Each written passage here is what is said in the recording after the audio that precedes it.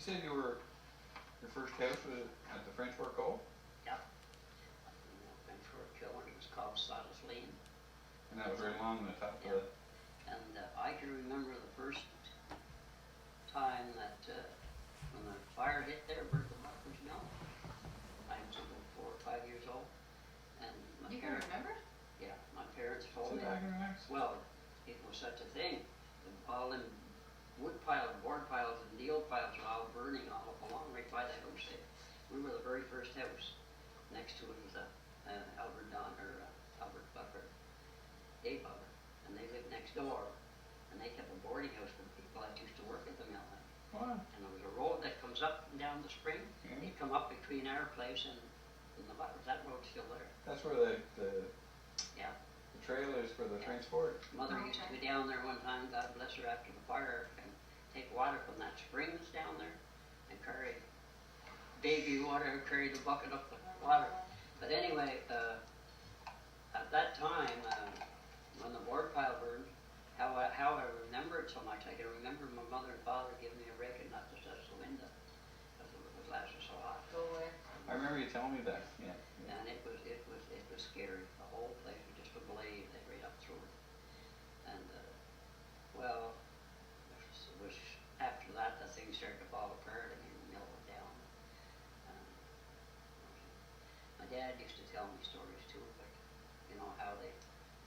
Well, you were telling me the other night about Grandpa bringing the boiler across the... Yeah, that was when they were replacing, putting a boiler in the mill at the sawmill, and they had 20 horses hooked onto them, and there was people on both sides watching them come across. They didn't think it was going the horse, the bridge was going to hold it. That was the old mill across the French Fork. Yeah, that was old man. Well, it was on this side, right where the burner is. Yeah. Well, it was right. The mill was right ahead of that. It was just ahead this way, down towards Douglas down there. And when they brought it underneath the trestle, there used to be a trestle go across the road, where the iron ore they mined iron ore. They used to go out to the top of the bank, and these buckets used to come down on top. The train used to shove it in, and they dump them, and then they come empty back through the bottom end. They go around like that, and they dump them, and they go over the bank and down into the boat. It was a big funnel.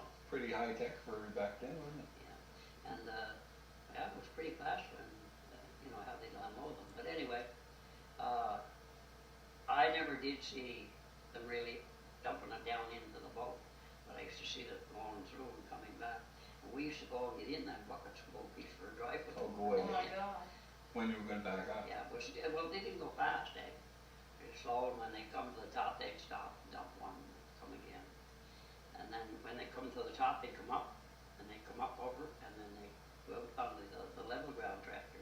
They go like it was like a rotary sort of thing. Is that where that big mound comes out from? Yeah, From yeah. what- That's where it okay. used to come out with the loaded ones. Okay. And they go there, and when they come around, when they go over the top like that, and they come down, and they dump.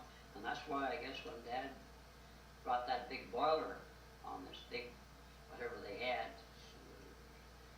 sledge or dolly of some kind of haul, I guess even coming through that on the main road, it was like a tunnel, like sort of. And I guess they had quite having to get through that. And anyway, it's too bad, you know, hadn't kept those pictures. Roxanne Russell, she had got some of that, but when I try to follow up on her, I guess she's got the Alzheimer's now. But I never got the pictures back. Dad never got them back. But he did a lot of stuff for like that, or did he? Was that just for Crockers, or was it? No. That was for Buckley. He worked at Buckley's Mill before. Oh, he did? I didn't Oh, know that. yeah. He drove teams of horses there at that mill. And in the winter time, that was before I was born, Dad used to go up into the woods and work, eh? He was a cookie in the woods. Oh, really? And he would, he took the flu, that's the flu started, and they come home, and he near lost him, I guess. How old was he then? Because I don't know. somebody said that about the flu. Remember there Well, was see, a flu Yeah. back in the... Well, that was 19, well, we could figure it out. But Grandpa Joe didn't get it. Yeah, he had it. Oh, that's He right. had it. Okay. And his parents wouldn't even come in the house to help them out. They lived over the hill in an old shack over the house. Boy. An old charred paper shack over the hill. And they they used to come with a ladder sometimes, put it against the window and look in. Oh my They God. wouldn't go in the Oh, house. Well, they were scared to Who get took that care house. of It was really, really big. A lot of people died. Dad come out, they brought people out that died in the camp. Oh, right. And he said that's why, when he took it, he was cooking it, and he said he got so sick. They brought him out on a sled, a horse and sled in the wintertime. Brought him out, and he never really did get over that for quite a while. And he had to get pneumonia awful easy and sick. And he must have got pretty good after that, because But that was a big outbreak of flu that time. Yeah, but wasn't there a bad one after that? Because he had had this? He didn't get the next one I they don't go from there? remember that, no, but the one that he had, see, Something like that. that's the year I was born. Oh, go back. 1918. 1918? Yeah. That's when he had the flu? Yeah. Really? That's when the flu was bad. Maybe. So I was Well, he born. couldn't have been too sick. Right? He couldn't have been too sick. Well, yeah, but the child was born, he was originated before that flu started. Exactly. He said it was something awful, they were just dying with flies. They were scared that that thing was the same type of flu that's starting around, Oh, Is what? that right? because it was the same type of winter. Well, you were saying that, yeah, I remember you saying it, because they were talking about that on TV. They said about there was that was similar to the old type of flu that was at the time. I don't think, I rallied anyway. But, But my mother, she didn't get it. I don't know how she didn't Oh. get it. But she carried one of those things Yeah. around like I showed you. That's When we it. were kids, she made us wear them all the time. Oh, boy, There what was is a it? sack they put it on your neck. it's And we never, camphor? camphor Camphor ice. oil or? Camphor ice. They make a little sack, and they used to have a little, Smell it. they used to have a little, Oh, they take it, they put it in a little sack, and they it's put like it around your this. neck. Yeah. And we never were sick. Oh, We wow. never got, all the kids would get these colds and everything at the school, we never got them. We used to wear them around our neck. Good for your breathing too, because it's like So real it keeps hinky. you out, yeah. Keeps your But I mean, sinuses straight. Yeah. it used to look funny, just a little sack that she used to make, like a leather, and put it on a strap, put it around her neck.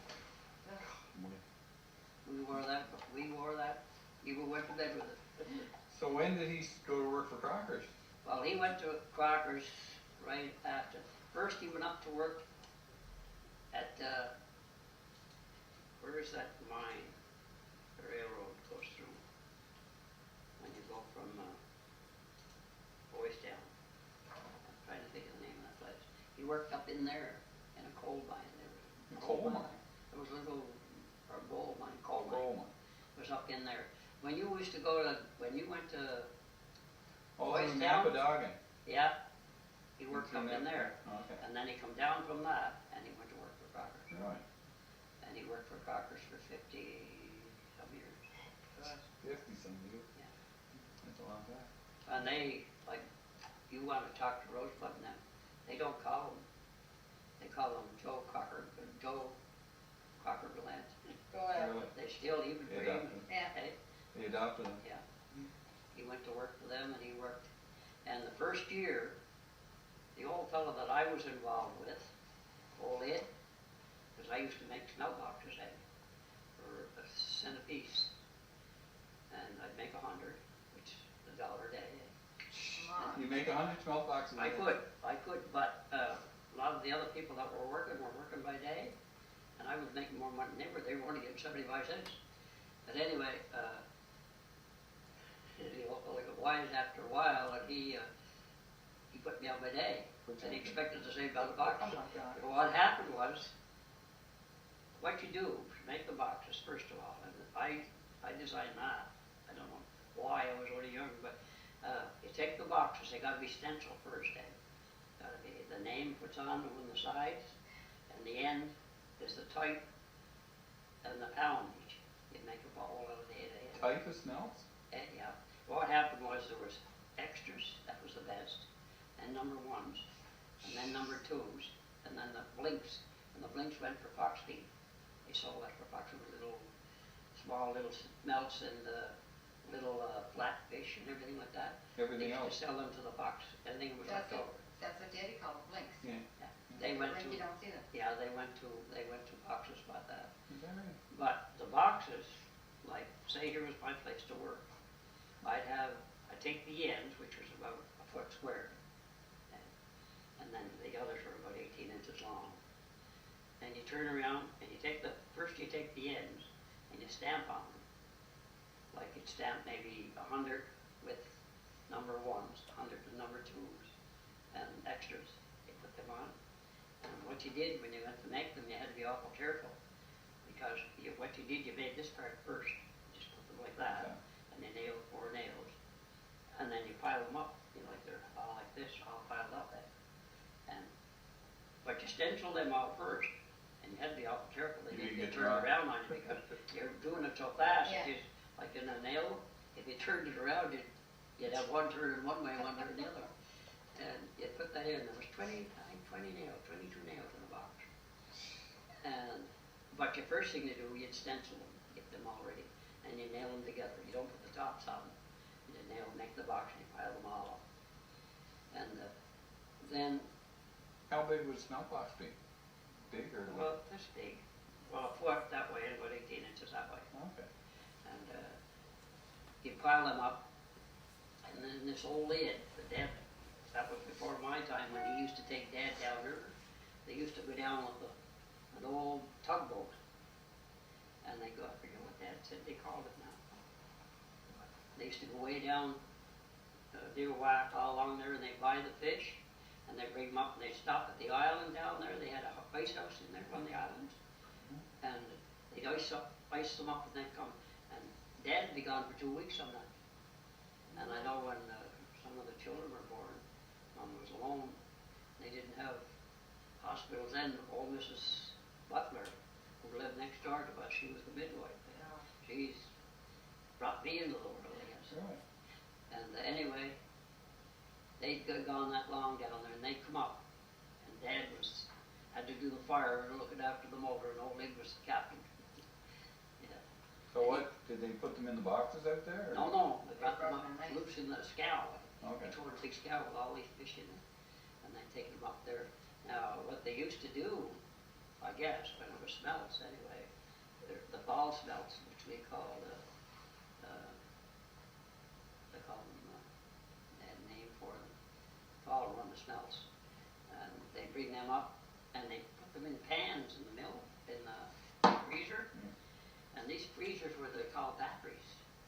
Like they had all shelves in it, and the pans were about 16 feet long, about this wide. And they had to lay them smelts all in there straight, and they shoved them in these pans, and they piled them maybe about 32 high. Right. In there, they pumped them in. And you'd go up on top, you see there's where the pans went, and then there was a wall here. There went up tap, and you wheeled ice in there, and softened up and down. That's And how they got them. filled into the... Yeah. And when they'd freeze, they'd haul them out, and the reason why they were really fussy, they had to be straight in there. Because when you go to pack them, they had to be straight. They were packing them, getting them in the box. And once they were frozen, you And when they brought them out, it looks funny. They brought that long pans out, and they dumped them on like a table, and there were laths, and all the dirt used to fall down through the laths. Like maybe ice or snow or whatever. And they'd haul them forward then, and they'd bring them out, and they'd put them in barrels, and sometimes put them in trays, and they dump them up, and then they had what they call packers. Those that pack. They got, I think it was about a cent or a half cent back a box. And they had to be packed just right. And this old lid had a big thing, and he'd have a box, there were so many in it, and they come out on the scale, and they 10-pound mostly. And he knew how much. And if it wasn't quite right, he'd add 1 or 2 to it. But he had a big thing that he stepped on, like, and his arm come down and pushed the top down. He pushed the smelts down to make it even right across, like. And It's like a press. what amazed me, he had the big hands, almost like Perry Gallows. He'd have a handful of those nails. Sometimes he'd pump, pump, pump, pump, pump, pump, swing them around, pump, pump, pump. But he'd watch the scales. You have to add some or take some off. Really something. I'll never forget that. And I told you the story about it. I'd be there, I was making boxes, and he'd call me over, go over to Staples' and get me some dates. And he used to get 3 pounds per quarter. And I'd go get them, but I'd bring them back. He'd eat the darn things, he wouldn't. He said, I'll give you one if you sing me a song. I said, what song? I wished I had someone to love me, someone to leave me alone. He'd make me sing maybe 2 or 3 times that song before he'd give me a date. How old were you then? I'd be about, I guess, 11 or 12. So that was before you quit school? That's the one, just the year I quit school. So after, like, you lived on the cove there, where'd you go to school, in Ardeen? Yeah. The school by... I started in Ardeen, and we lived back where, you know where Morris is, where Al Anderson's lived now? We lived back there for a little while, but then we moved to Newcastle. So I took my schooling, a lot of it till the last 2 grades, and that's when we moved back down to Ardeen. Oh, so you lived in Newcastle when you 3 years. How old are you now? You lived in Ardeen at the French Fork Cove when you were, that's where you were born. Yeah. And then you moved to... Newcastle. Oh, you moved to Newcastle after that? After we lived. Okay, and See, then... we stayed in the house in French Fork for a few years, even after the fire. Oh, okay. Because mother, God bless her, as I said, she'd be carrying one in the arm, one in the oven, and carrying the water up the bank. I look back, think I can remember it now, but I didn't think much of it at the time. And that's the time I was telling you about that old Dave Butler, getting me to throw these sticks out into the cove. And I didn't know what they were at the time. It was only when I joined the army I found out what I threw out there. It was 808 sticks of dynamite. He was an old prospector, and he was dying. And he wanted me to get rid of them for him. I was just a kid. He wanted me to take them down, throw them out the So they're probably still there in the bottom of the cove somewhere. Yeah, but they were there for the blow and the powder. 808 You're powder. lucky they didn't blow when you were carrying them. Well, they went on nice every night. I handled them during the war, so I know. I didn't know then. But he always used to scare me. Because he was a great big man. With me on near Jim Young. Great big lad, you know. And he always was going on with underwear on. Never nothing with the long double suit under with the paddle. That's all he had on? Yeah. He used lots of time warming up. I didn't know him much before that. And he got sick.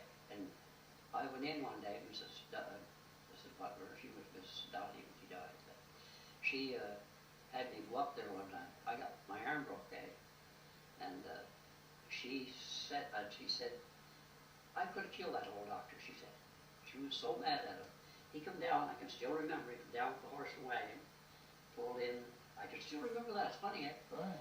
And he set my arm, and he hauled it out, he was pulling on it and stretch it back, and she was, don't be so rough, don't so rush, she was saying, it was Dr. Parks. Oh, Dr. Parks. So, Dr. Brigham. they fell down, we had a stairwell coming down the upstairs, and there was no rails on the outside, and I was, Clara was born, and I was carrying her down or trying to get her down the stairs, and it went right over the side of her. And I guess when I put my hand out like that, I didn't, she didn't get hurt, thank God, I wasn't very big anyway. I held her, and when the arm come out through it, still a little mark there yet. And anyway, that was something about that old fellow, though. I'd never forget that as long as I live. And why don't you take them down? He said, throw them out there, way up in the pond, he said. Imagine. I threw them out. Well, I guess he wanted to get rid of them, he didn't want them around. Yeah. They're no good without a primer, but they're still... Still dynamite. They used to give me a headache. I didn't find that out till I was in the army. Right. When you handle them, I'd get a headache out of it. Oh, So after you left there, you moved to Newcastle. Yeah, for 3 years. Oh, just 3 years. Where'd you move after that? Down to Down in Ardeen. where? And we knew where Andersons lived. Dad had bought where we lived there, Yeah. you know. But he couldn't move in till this Ryan family moved out. And then we were to take over. There was a Swedish chap that owned it. He had all kinds of gadgets in that house. Right. And we lived over where Andersons are living now. Yeah. After that, Morrissey's lived there. And we lived there till, I think, 2 or 3 months. And then we took over the house, So Dad borrowed the money from old Mr. Crocker that time, paid for it. But we hadn't even run water in that damn place for a while. A Swede had rigged up a pump that pumped the water up into a thing upstairs. Yeah. And we had taps downstairs. We didn't get, not a toilet or anything, but we had taps. That was the old house where. Yeah, oh my God, that was good water. Never forget that. You'd have to go out and pump for a while till the tank was elevation rose and the tank up on top of it, and then you had water. Yeah. And I'll never forget my sister Claire. One time I come home and it was hot, and I get in and we had the wash tub, and just had a wash tub and bath, and I get into that, and I said, give me a little bit of water. She went right to the pump and pumped it, and dumped it on. And your old teeth chattered out there. If I could have got her there, I'd have killed her. Yeah. Anyway, well, we lived there. So is that where you, after that, used to go to you went to school till you were what, grade Grade 7. I didn't go through grade 7. I quit early in the fall. And where'd you go to school then? That was in North North yeah. Mary Taylor was Is my that the teacher. school where beside Forney? Yeah, Mary Taylor was the teacher. A funny thing happened there. Pretty gallus, you know, there were all kinds of rackets. And they used to have an old bar shed there, I don't remember seeing it there. And they used to take the gate off. See, that was all glazed in fence, cage fence. They take the gate, they'd hang it up in the winter over in the shed. The toilets were like say about here. And this place where they had the wood pile, they used to burn wood. And the wood pile here, and the shed was here, and the toilets was inside of that again. We used to get up on top of that, and they had this gate up of the rafters, eh? We used to jump out and catch the gate and go around it. You know, hand over head. Ellie Bryant and I, and there was 3 or 4 of us used to do that. Poor every children tried it one day. We dared him to do it, he couldn't do it. He went and he made 2, thinking he missed her altogether, went down. I went running the hole, got the horse and slumber, I was going to take him to the doctor. Poor Mary Taylor, she was a teacher, and she told that story over and over a dozen times when we go get the horse. I took him home. The horse and slumber, the old slumber, he was busted. His shoulder was dislocated that one. I'll never forget that. When were you in the game? You used to tell me That was in Newcastle. Oh, that was before. Oh, that was a bad show. That was before going. Yeah, I was back to before. Marine? Oh yeah, it was a good job we moved out of Newcastle. I'd have been locked up. Actually, all them guys were. Billy O'Brien, Peter Burke, all that crowd. Ooh. Really? Yeah. What did you do? Like? Well, we did everything. No, I mean. I remember one time. What can you tell us that you did? Well, there was one thing in particular. We were supposed to have gone to school, Yeah. and we didn't. We went and he took the old shaft out of Dr. Sproul's boat and sold it to the Jew, and we bought cigarettes and pot. We were down under the wharf, and only the 2 of us that stayed. Jacob to school, we went under the wharf. It was Louis LaBelle and myself. That would be Albert's father. Yeah. No, Albert's brother. Brother. Yeah. And when we come down, and we got under the wharf, eh? We were out there smoking cigarettes and drinking juice. We looked out and seen all the boats going all around the wharves and everything here.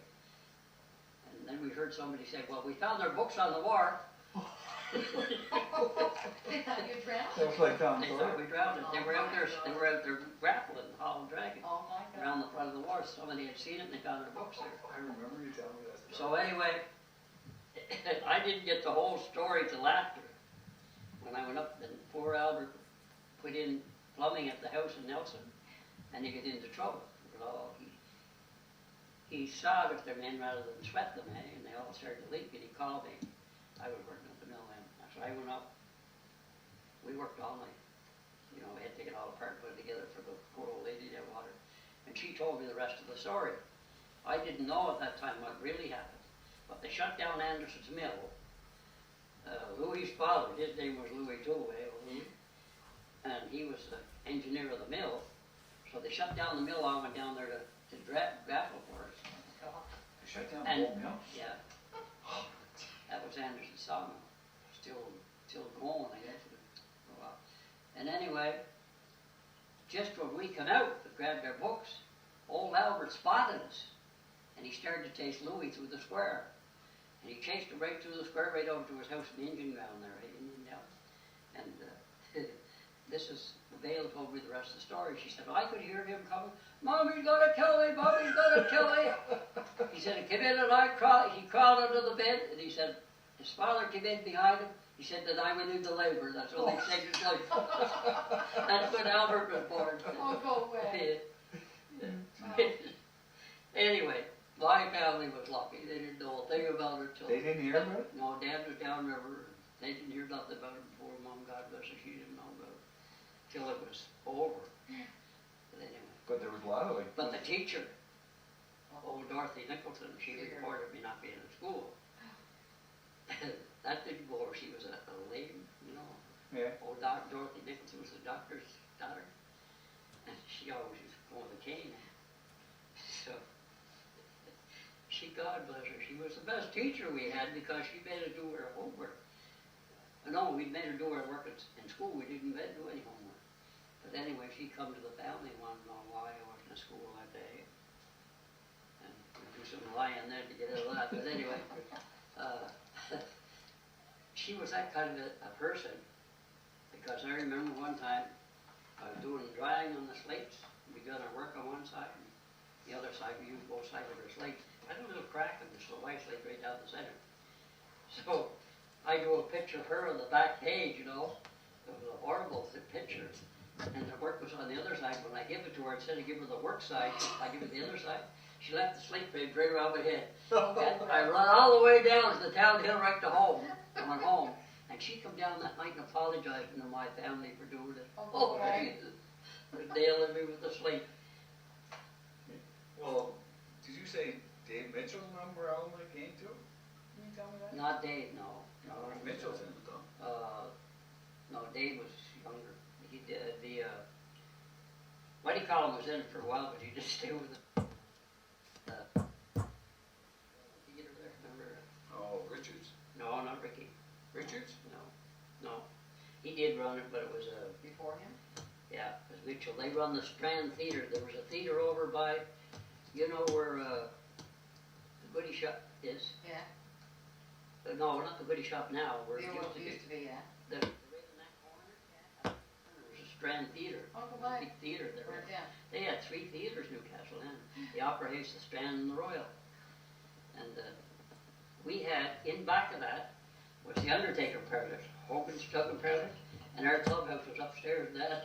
Oh, my God. Because young Hogan was with us. Well, who was all in your gang? Oh, there was quite a few. There was Hogan, Billy Richards, not Billy Ritchie, rather. That's another story. Because Bill Richards, or that, he, yeah, I know. So he was a real sissy sort of guy, but he was always, you know, a real. Why don't you get in? They were rich people, and one day he was with us, come to find out what was going on with us, and they had a big open sewer behind Crocker there. Used to all the town and sewer used to run it back with her, and he fell into it. And we took him home. People were going to kill us, to stick him because nothing but 2 miles away. That was the end of his career with us. And this gang career. But there was Billy O'Brien, Peter Burke, Jimmy Dupree, and Keever, Norman McKeever. There's a bunch of others off and on. You guys. They called it the Gallant SD gang. Oh really? But really, I wasn't, because I was small. I guess I was always ready to do things to prove myself again. We used to get in awful straight. But I'll never forget that shaft, though. That was an awful thing to do. We took that brass shaft into poor old Dr. Sproul's boat. What would you get for it? Sold as the liches. I don't know, it wasn't very much. Enough to buy some some cigarettes. How would you know that shaft was there, like that? Well, the boat brass? was right back at Crocker's. Yeah, but how would you know it was brass? Like it'd be worth Oh, it. geez, you could see it. Well, we used to sell everything to liches and what was the other fellow's name? That liches. There was 2 people who used to buy stuff from us all the time. They bought all them and all that stuff. They were Jews, and we used to take stuff into them, and they did Ask any rob us. questions? No, they did rob us too, because we never knew the value of the damn thing. I'll never forget that. That was Dr. Sproul. Yeah. But anyway, coming back to the snout boxes again, that was the first year that I really worked all winter. And when we went in, time before, that was Depression May, and it was getting tight in the spring of the year then. Didn't do much then, but then a boat came in. And Mother, God bless her, she talked to old Leo Savage and to let me work the boat. And the first thing, he put me down the hole, they were loading pulp. And they used to take it to the water then, Yeah. the boat. And we down the hole, and they all had cork boots, but I didn't. And first day, drove a hook right in there. Oh. And poor old Dr. McGrath, he said I would never walk, that thing never worked out. Go ahead. So what I did then, my legs started to come around. I sent for some stuff from a wholesale thing. I went around to the neighbors selling them. I take orders, then order them and sell it. And that's what I do. And I think that's what actually brought me to that. Go ahead. The exercise is that. And I used to sell the tablecloths and bedspreads and all kinds of stuff. Go ahead. And that, the rest of that spring, the rest of that summer. Well, then fall, I went back into Crockers again, made smelt boxes again. But then he put me on the day. So then we had the horse, and they'd send me out on the ice, collecting from the fishermen on the ice. They had shanties all up there, fishing, collecting the fish and hauling them into the skid. When did you have to go light the fires for the crackers and those Well, things? that was a few years later. Oh, that was later? Yeah, Oh, okay. quite a bit later. And in fact, that was after the war. Oh, really? Or was it? No. No. It was after the war. But I know Graham was in the service. He was in the, what they call them, regulars. And he was going and he was working at the sheds and everything, you know, around under his father. And then he married at Muriel Cross. So, the other family, that's another place I worked too, was up at right across, you know where the Undertaker Parlor is now? Which one? There's Northumberland. Oh, yeah. That belonged to Crockers, eh? Oh, go on. There was old Bessie Crocker, and you know that one that discovered, The best. pardon? Was it best or not best? There was Bessie and there was Bess? Orange. Yeah, but there was best. But Best and who was the guy that Banting? Banting? Eh? Wasn't Banting and Best. yeah, that's the one I'm coming at. Yeah. The one that got the No, but for yeah. penicillin. Was it penicillin or was Yeah. it? Yeah, that's right. They described it as penicillin. Well, I knew, Dr. Banting. and I knew them. I knew the one he married, and I was kind of trubbing around with the youngest one. Her name was Lucy, youngest one. Because I often thought afterwards, her name was Ball, Lucille Ball. Oh, yeah, that's right. Lucille Ball, and I often thought after when that Lucy. show used to be about Lucille Ball. The old lady caught her, and I was married, I've been married one time. Go away. Oh, geez, did I ever get a rake? I used to do things for them. They had saddle horses. I'd get the saddles and put on the horse with the grooms, and they used to go out around the yard. I worked in the garden. That was when the fish seasons were off. Okay, so that was still when after you'd been in school, but. Yeah. Anyway, and even old Waldo used to do his gardens. And then in the fall, I used to walk all the way from Nordine up to Northumberland's place there, where the Balls lived, Yeah. and put in wood, and then go up and light the fire in the morning before I went to work. Walk all the way to Nordine first, I remember you telling me about that. and walk all And the way that, up. what time would that be, like the early morning? The old geez, yeah, yes, because you had to be working 7 o'clock them days. We used to leave home maybe at past 5, 6 o'clock, because when it snowed, you had to walk all the way to Newcastle, follow the lead post, something like. So you'd walk to Newcastle, light the fires, and then go to Way work. up to there, Northumberland's, where Simmons is, light the fires, get them going, then walk down to the shed where I used to work in the freezer. So did the people leave their houses open, like, so you could get in, or did you have a key, or? No, I had a key Oh, okay. for a while, but then one time I went up and I couldn't get in. I couldn't get the door open, so I opened shoved in the cellar window and went in, and I come up through to open the door again, and the old lady, poor old Bessie, come down. She was real skinny, you know, and when I opened the cellar door, she was, ah! You still see the old bony knees. And I opened the door, that scared the living daylight out of her. Another time I get them a scare, we were knocking the ice off. The ice is coming up off the roof. Rosebud Crocker will tell you that. Everybody told that story after. went up the ladder like, and we chopped the ice to get it to come up, and the whole thing let go, it came down, and they thought that I got covered with it. They came out, they got a roar, they came out, they were scared, but no, don't see about it, all right. Anyway, fun and games. So then, you were working then? Yeah, I worked then, and then the next year, I worked for Cockers, and that was the year Dad took sciatic. And they had an old dread car, they turned it into a half-ton truck, and they sent me downriver with it. Bought blueberries for a while, or gathered them, I didn't buy them, I just hauled them up. And then that winter, I started to drive the truck for Dad off and on, and he couldn't do it. He had sciatic, or To your back, isn't it? Your sciatic nerve, he could get off. He couldn't even lay the blanket on, scream with pain. That'd be like gout, probably, wouldn't it? Yeah, I don't know. The sciatic nerve, anyway, hit the sciatic nerve. And anyway, that was fun.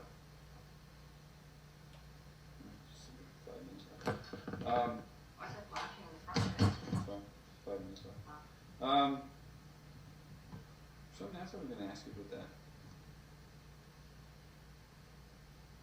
So he was still working for Crockers? Dad? Yeah. Oh, yeah, No, but I mean, he was, even though he was laid up, they. no, he was laid off, but, they had, I filled in for him while he was, and poor Dad, he didn't get very much wages either, you know. I think $33 for 2 weeks. And, poor mom, God bless her, she had a hard time. And anyway, that, they never give me no money, they give him his wages, which was all right. Yeah. I did that for, You did the work and he, well, yeah, Pay but his, that's, yeah, they kept him and it was the $33. But then when he was better, then they had me working pretty steady for them that year. And the next winter, I put another winter in there. And then things were going, and I was getting restless. And so I decided I was going to, and it was depression year. And there was no work around at all, even Cockers. They, you know what they had me doing? Cutting the old twine, like off the old nets, so they could save the rope to put on the new nets. And for the fishermen that we used to go in drifting at the bay there. And I done that for a little while, and then he laid me off too. So there's nothing doing at all. So What year was this? this would be, around 36, I guess. Anyway, I went, that's when I went sailing. You know. Now, we had to work at that, we worked the garden, we had cattle, we had horses, pigs. All in Nordine? Yeah. Over in there, and that's another thing that's what, I never could get in trouble because we were too damn busy. so, after that year with Crockers, then you went sailing? Well, that spring, it was about this time of year, right? Decided there was nothing going on, it was pretty rough going. People were going on dole and everything, I couldn't get something to eat. Because I went with Mom down to the Wolves here to get it, and they wouldn't give it to us, so we went to Newcastle.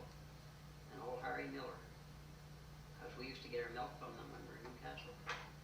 And he decided to give us someone, because he knew Dad would probably go back to work. When the fish started, Dad was laid off too.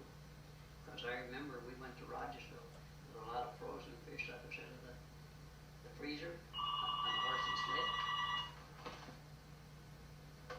Hello? Hi.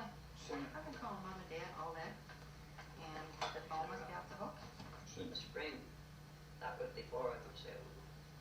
We used to take all the mackerel and shad and everything that they had in the shed that were frozen, and we take them in the horse and sled, and we'd go into Pleasant Ridge up in Rochester, trade them for eggs and butter. Oh, Right. Yeah. And one spring, Dad and I went in, and I had relatives up above that just died there. That Marcel Casey who just died, that was my aunt. His wife was my aunt. We used to go in there, and we'd sleep there when we got up there. We'd go all around the ridge there, all those ridges, and sell them. A horse and sled. Dad speak French, and that was a vacation for Dad. He didn't meet all these people, and So you went with them? I went with them. It was like our trip, we used to go with Grandpa and getting blueberries, that was Yeah. our vacation. No, but, yeah, but the thing is, I went with them because, you know, there was quite a bit to it, like Yeah. running from, we used to go up these long roads going up the old farms. But we sold the whole damn load pretty near, but we had all this other stuff to bring home, and we had Eggs and butter. eggs and butters and stuff like that. And even, well, there was other stuff too, eggs and butter. Anyway, We brought the we started out, and didn't the thaw come, and that poor old horse had to drag that sled all the way from Oh, Rogersville my to here, God. and we walked behind, through the mud, no, through the, well, yeah, it was more, slush and not mud. yet, on the highway, but we'd go places, there'd be a little bit of snow, and he's, the old horse would step right along, old Prince, we used to call him, old cocker horse. And, So did your butter and all that stuff, did it go bad or? no, we managed to, they used to have, crocks, they put that in salt water, What? you know, they put that butter in, re-wrapped. Yeah. They put it right in that, and that would protect it for the, What? they wouldn't deteriorate. We'd bring that out, and then Crocker would get so much, we'd get so much out of it. Oh, Carter made me out Oh, too. he did, and he charged us with a old shed that would go to, well, Around throw one away. year there was about 20 truckloads dumped back at Dad's where we lived. They piled it there, we were gonna use it for fertilizer. They would dump it in the river and they shot them. And so they hauled them back home and they had them in a big pile. Dad covered them up with straw and everything. And they used to call them Joe Gallant's white leghorns. All the seagulls used to come in. Used to come in and get into that. And we used to play tricks. We used to trap them and try ladies' silk stockings and everything till their legs and let them go. You see them going through the air. Seagull. Yeah, with these long Oh, my things God. Well, that was just before McDonald's. That was just before McDonald's. Now you can go down McDonald's, you do that. But anyway, but what they used to make us do, that was the worst part of it. We used to plant potatoes, and we take, and like if it was a shad, for instance, you'd cut them in 2 or 3 chunks, eh?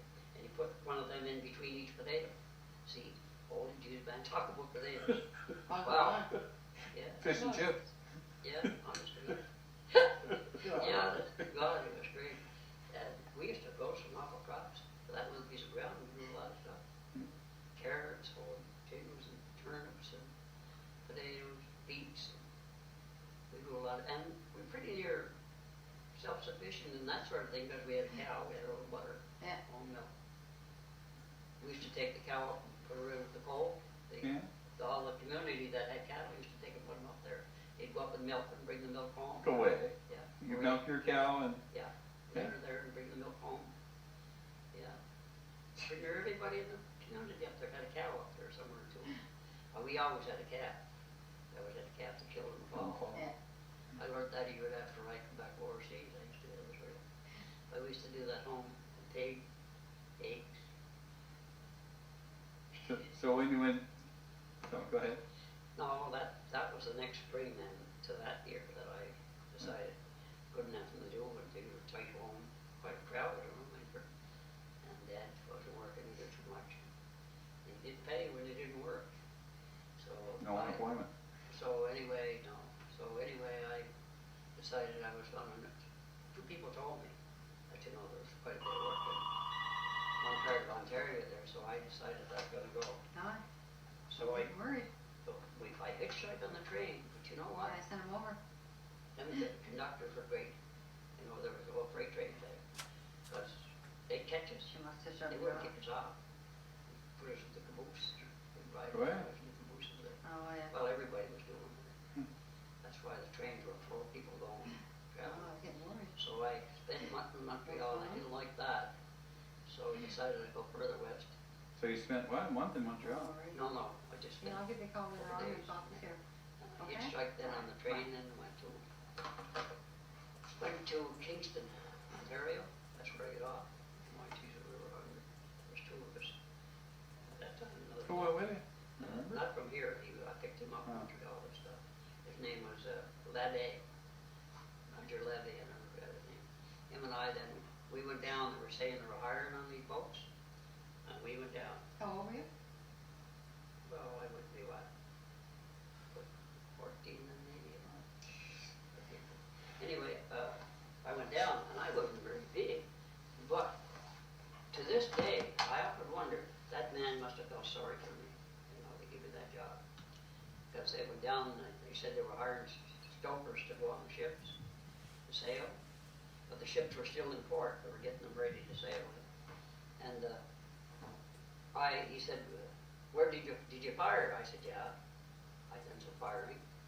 And I can still see that second engineer, Gus Jackson was his name. He was peeking around, I could see him kind of grinning and was helping him. And he said, okay, he said, first thing you're gonna do, he said, we're gonna punch tubes in the boilers. So, he said, start tomorrow morning. No, we had to start right away, right that afternoon. So we started, and we had to punch tubes, you know, and voltage is off, dirty job. Plants in the tube. Old black coming in with all our standing. So that night, we had no place to wash on the ship because the ship wasn't ready yet. We didn't have nothing working on it. We don't have water, because no steam. No, so we went, and all along the street everywhere in Kitchener, in Kingston rather, there was signs of borders. So I went, the first little place I went to, I knocked the door. Labby didn't get on, by the way. I didn't hire him. He was a lot ruggeder than I was. Wasn't a good liar. No, well, see, he couldn't lie like I could. But anyway, this Jackson, Gus Jackson, because the engineer told him, he said, you go see second engineer there, he's going to look at me. So I went to see him. He gave me a room in the place to put my wood. I didn't have very much anyway. Wood square handkerchief would cover most of it. But anyway, I told him, I said, he asked me if I could fire, and I said, the only thing I fired was a stove home. And he laughed, he said, don't worry. He said, good luck. He was not much bigger than I was, but he was an engineer. Anyway, I never forget that. So anyway, I went to this house, I knocked the door, the old lady come to the door, and she just looked at me, and all you could see was the weight of my eyes, but they had a black. But she took me upstairs. Come on, Sonny, she took me way upstairs, a little room way upstairs. I was supposed to be there for 10 to 15 days. I told her I had no money. But I said, I've got a job. That's something, she said. So, anyway, she told me where to go wash up and everything. I washed up and I came out. Oh, she said, you look a lot better now. She said, come on, I've got something for you. And she had a nice bowl of soup. Look, I'd never eat a meal that I enjoyed more before or after since I ate that one. That was delicious. It's a soup with all kinds of veggies in it and everything. And she was a lovely person. She was good to me. I used to take my dirty clothes and one before we got our own washer on the ship because we had what they call suji water, they called it. We used to put it in, put the steam hose into it and boil the clothes. But till then I had to take them. She did the washing for me. Go on. Oh, she was great. And at the end of 10 days, she hugged me and son. She called me son. And she was so good to me. God bless her. How long did you stay with her? 10 days. 10 days. Yeah. And at that time, we had the boilers going. We had heat. Had our own rooms on the ship. And How many would stay in a room like on the ship? there was, well, in my room, there was just the two of us because we were stokers. There were two or three, and we had bunks. Not bunks, hammocks. Anyway, they. So you were right down I by was the with, boilers, yeah, right? they gave me a fellow by the name of George Richmeyer. When I was supposed to, we worked for 3 hours, now for 6. And holy deal. But that old chief second engineer, he was good to me because what happened the first time, who took the damn ship at a port but me? Fire, you know. And I thought, I seen the old needle going back and I stoked, get more steam out of it. And when I did that, I did wrong. I blew her. I mean, the safety valve blew because they only started the ship so far and they stopped. I could hear the telegraph going, which didn't mean nothing to me. Them days. They like it to go slow, you know. So I got the order and they started. You thought you were doing great. And I just piled the old stall door again, you know. And the old steam would go up and pop again. First they heard clonk, clonk, clonk, clonk from top. To stop, the safety valve stopped. This happened 3 times. Last I heard clonk, clonk, clonk coming down the stairs. It was the old chief engineer. Who told you you could fire? Oh my God. And he told me, he started to give me a raking, you know. And he said, you got a whole lot of steam right there. So, after he let the second engineer come in, he taught me everything's right there. How to control the fire. It was so easy after that for me to do it, compared to what it was I was trying to do. Yeah. See, what happens is, when ship stopped, you pile the coal in. It didn't fire right away, it didn't get the steam. But the minute that coal was all ignited, and they needed steam right in a hurry, you hit that, and give it a blast of heat. Yeah. And that's why you could keep the thing under control. Oh, he was good to me. He said there's something you shouldn't do, but do it if you have to. You see the steam going up that she's going to blow, haul the door open and the cold air hits it. It'll keep it controlled. Yeah, it was really good. And we had to clean a fire and clean a fire, burn down, they call it clean one, on a shift. This meant we had to keep our steam up there and still take one fire off. What we did, we took the slice bar and we slide it in and we shoved the coal over, right? And that would burn down. It was just like clickers. So then you take it, open the door and you haul that out. And then you take the slice bar and you take the ones that you had on this side, shove them over, and you put some new coal on that. And you let that burn down, and then you clean that out. And then once you get that cleaned out, then you take your slice bar and slice it across and you stoke the fire. And that's the way you used to keep that. But you used to have to do more than one boiler at a time, didn't you? To clean? No, to stoke the Well, fire. we had to clean. How many boilers did you have to fire? We had 4. And you had to do that all by yourself? Yeah. And clean it, trim our coal. It was all right, we're in port. Coal was right there. But when we got out the bay, going to Newfoundland, we had to trim our own coal, so we had to go and throw it out and get it and clean the fire on the ship. That was the job. And the old ship rocking around like a baby, and with a sticker coal of gas. In port, and even when we get out in the oceans, you got to shoot the ashes. You can't put the ashes in port. So we had a little winch, like a little air thing, and you put your ashes in that, and you haul it, and it goes to the top, you pull the lever, dumps it in the ocean. That's how we used to shoot our ashes, they call it. Sometimes we'd have a big pile of them. Keep your fire, clean up fire, keep your steam up, all of that. So did you ever get to above deck, or did you ever get to go above deck? Because you said you worked 3 and 6. That's 6 hours you go above. Yeah. You go up, that was your time. Oh, so when did you sleep? Well, that's when that 6 hours. And you slept and did anything you wanted Well, to the do? first 3 hours, 6 hours you're off. When you go back on shift, when you come off of that shift, you're in the night shift. Well, you could go on that 6 hours and sleep. You didn't even bother worrying about how dirty you were, anything you called it, that whole thing. And that was an experience. And that was day and I night? could have wrote a story about this. The lad that I had was relieving me. He went nuts. And they knew, everybody else knew. He didn't have a friend on the ship. But I didn't know he was as bad as he was. His name was George Richmeyer. He believed in Mohammedanism and all that stuff. And he used to, sometimes to see the steam going down, he'd run down to see what was going on. And he'd have the door of the thing open, and he'd be taking the slide. You got there this time, and he'd run at it, and he'd poke at it, and he'd shake it. Oh my God. So, but I used to help him, and I was the only friend he had on the ship, because he'd relieve me, And I got so I was, I was a little concerned about him. And about 2 o'clock in the morning, I sensed something was in the room. So I think it was going shift, or I thought we're getting rough weather or something. So I had a string running from my hammock to the door, because I always had the top one, and I could pull it and the light would come on. I pulled the light and he was standing over with a knife. Oh my God. God, a loafer room. And we locked them up, they locked them up and kept them until we got to Montreal. So then we had to share his shift between the other fellows until we got to Montreal. They took him off Montreal, I don't know what happened to him. He went really wacky. Boys, I tell you, I moved that time. What do you keep going up for? He was boy. Oh. But I was fast. I mean, Well, you were in pretty good shape then, I too. was in pretty good shape. Two big arms on you, I I saw the could pictures. move some quick. And that's the only saved my life. What if When it he- just when sense he you come could down feel with the it was knife, there? when he came down the knife, I rolled enough, I could clear him into the bunk, open the door, lock the door. And he was in your room? Well, he was in the room with me all the time. That's where he slept. Your dad. Scary. But we used to relieve one another. We call it other, like when we were sleeping, Rich, you want to have a lunch before you go back on, so you'd be down and have lunch. Well, that wasn't bad.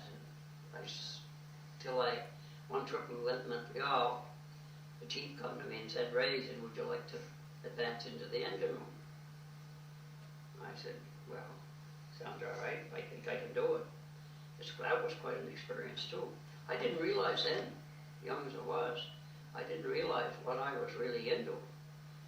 There was a LP, IP, and a HP, three big pistons that were going up and down all the time. So he said to me, you've got to pass the test, and then he said, we'll put you on, they call it oiling, but actually it's first class engineers. So what had happened was you're to answer the telegraph.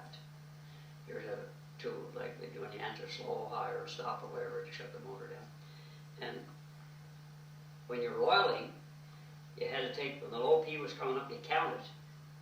And you aimed for this little cup was in the side was coming up, you had to hit that, like put so much oil in that little cup every time it was coming up. Every time? Well, every time it come up till you got it well oiled. Then you move to the HP and the LP and the intermediate IP. And you'd put the oil that it would, you'd have to count how many times it would be going down. The idea of counting, so you'd catch it. You wouldn't spill it coming up. It depends on the speed of the piston. So he made me go ashore in Montreal, and I didn't think I was going to pass. I was supposed to write for this ticket in. But I went in, only one question they asked me. If you were to lose a Stilson wrench in the boiler, he said, what would you do? Put on your fires or pull your fires, put on the ejector. And I really got puzzled. I said, what? I said, if they got a hole big enough to do a Stilson wrench into it, where the hell is the steam going to be hole? That's what we want, so they give me my ticket for it. Right. Yeah. Yeah, I still have that somewhere at home. Anyway, that was the experience. So that was a lot better. So how long were you sailing them?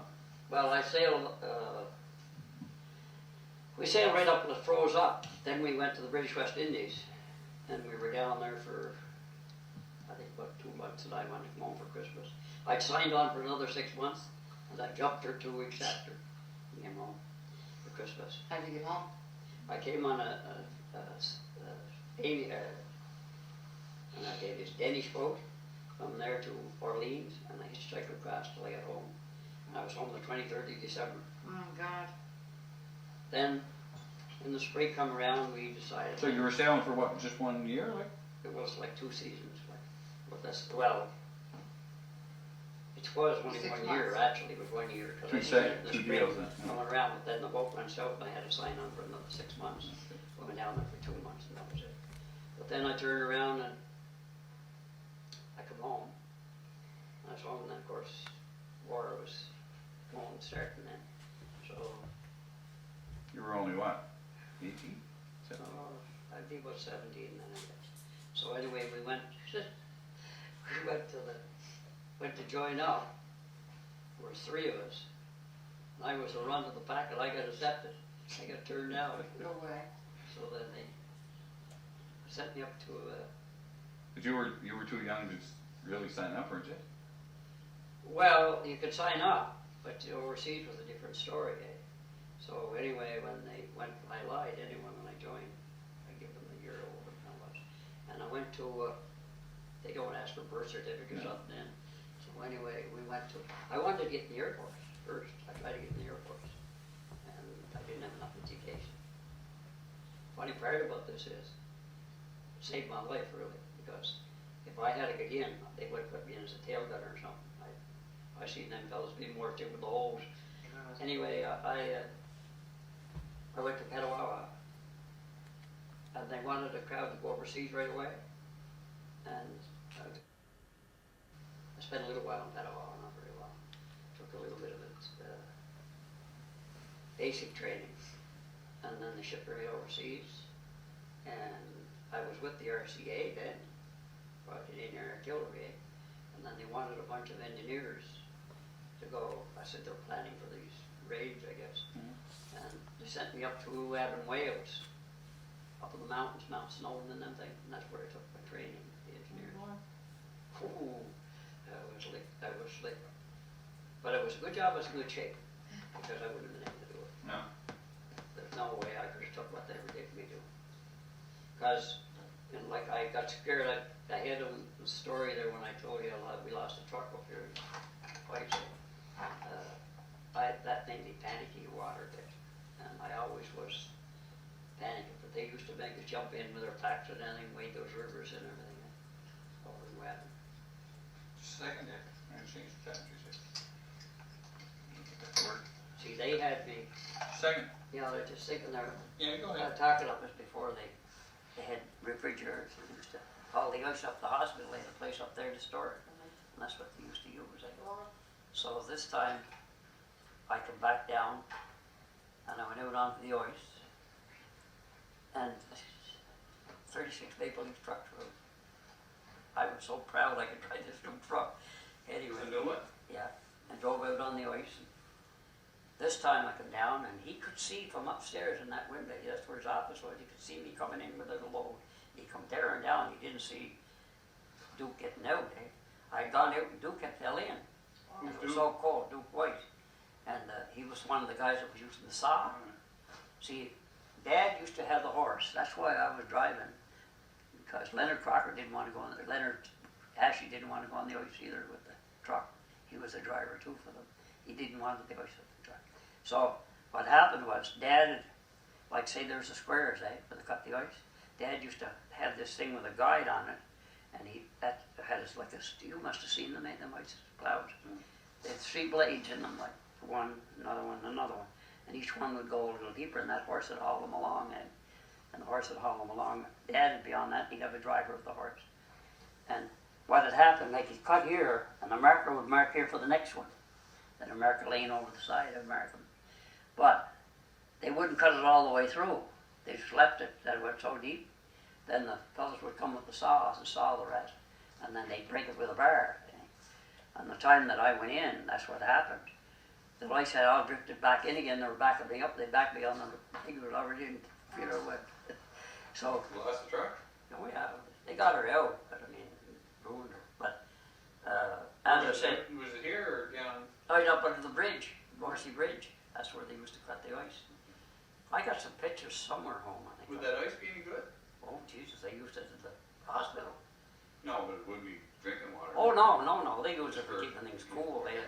They had something like they had the freezers, some places where they had salt Oh, okay. put in, kept everything cold. Yeah. And, well, they put it in their shed first. Crockers filled that big shed up first with ice. And then they hauled to the hospital. And I came down this time and I drove right out too. The day before that, I had drove down, and the old fellow seen me, and he come tearing down the stairs, and he came out, "What are you doing out here without a load on?" I said, "Duke fell in." He said, "Did he lose the saw?" The very next day I lost the truck. That's what he gets for saying that. Did you lose the truck? I was lucky to get out of that racket.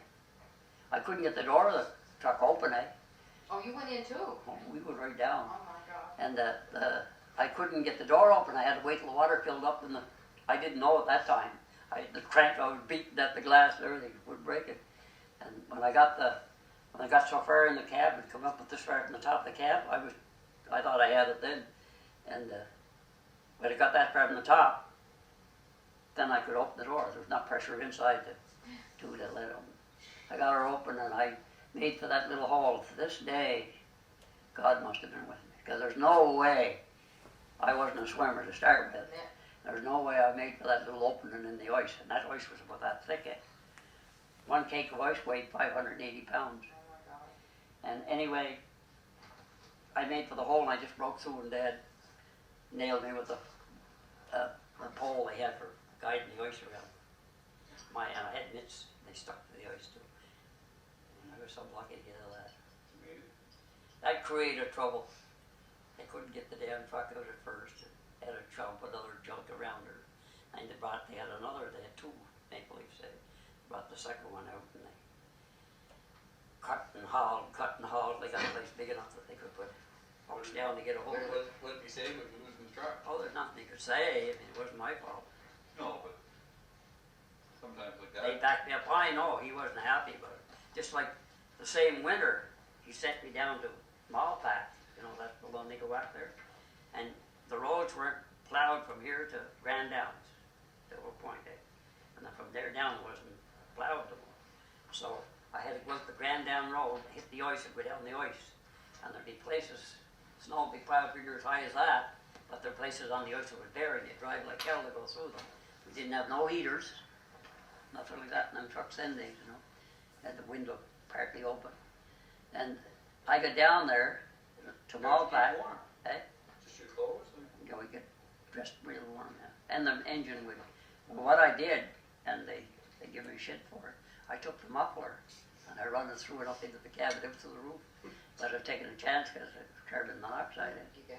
But anyway, when I get down there, poor Howard Young, I don't know if you ever remember Howard Young, lived up, John Young. Oh, yeah, okay. All right, he was buying for crackers. And he said, what are you doing here, young lad, with that truck? I said, I come down for a load of fish. He said, Mr. Crocker called me a while ago. He said, I told him there's places that Anderson lost a team of horses down there Saturday. This was Monday. And I never forget, 56 barrels, 28 in the bottom, 28 in the top. Hit a load of them up. He said, well, he said, that's funny. He said, he called down and he asked me how the ice was, and I told him. And he said, you know, he said, I don't want to lose that truck. I was expendable. And I had Gerald ashore with me, the fellow who just died last summer. He was with me, he came down with me, he wouldn't come back up with me. He come up, he had to go out, catch the track of the mail, they were coming by horse. And he cut him to come up. And I come up, and I come out that road, the Grand Downs, and I seen these set of lights coming to it from me, and I was broke down, the chains let go away. And used to have these monkey links. So I had to dig the snow all around and jack to get the monkey, get the chain loose enough to get it on. 3 o'clock in the morning. And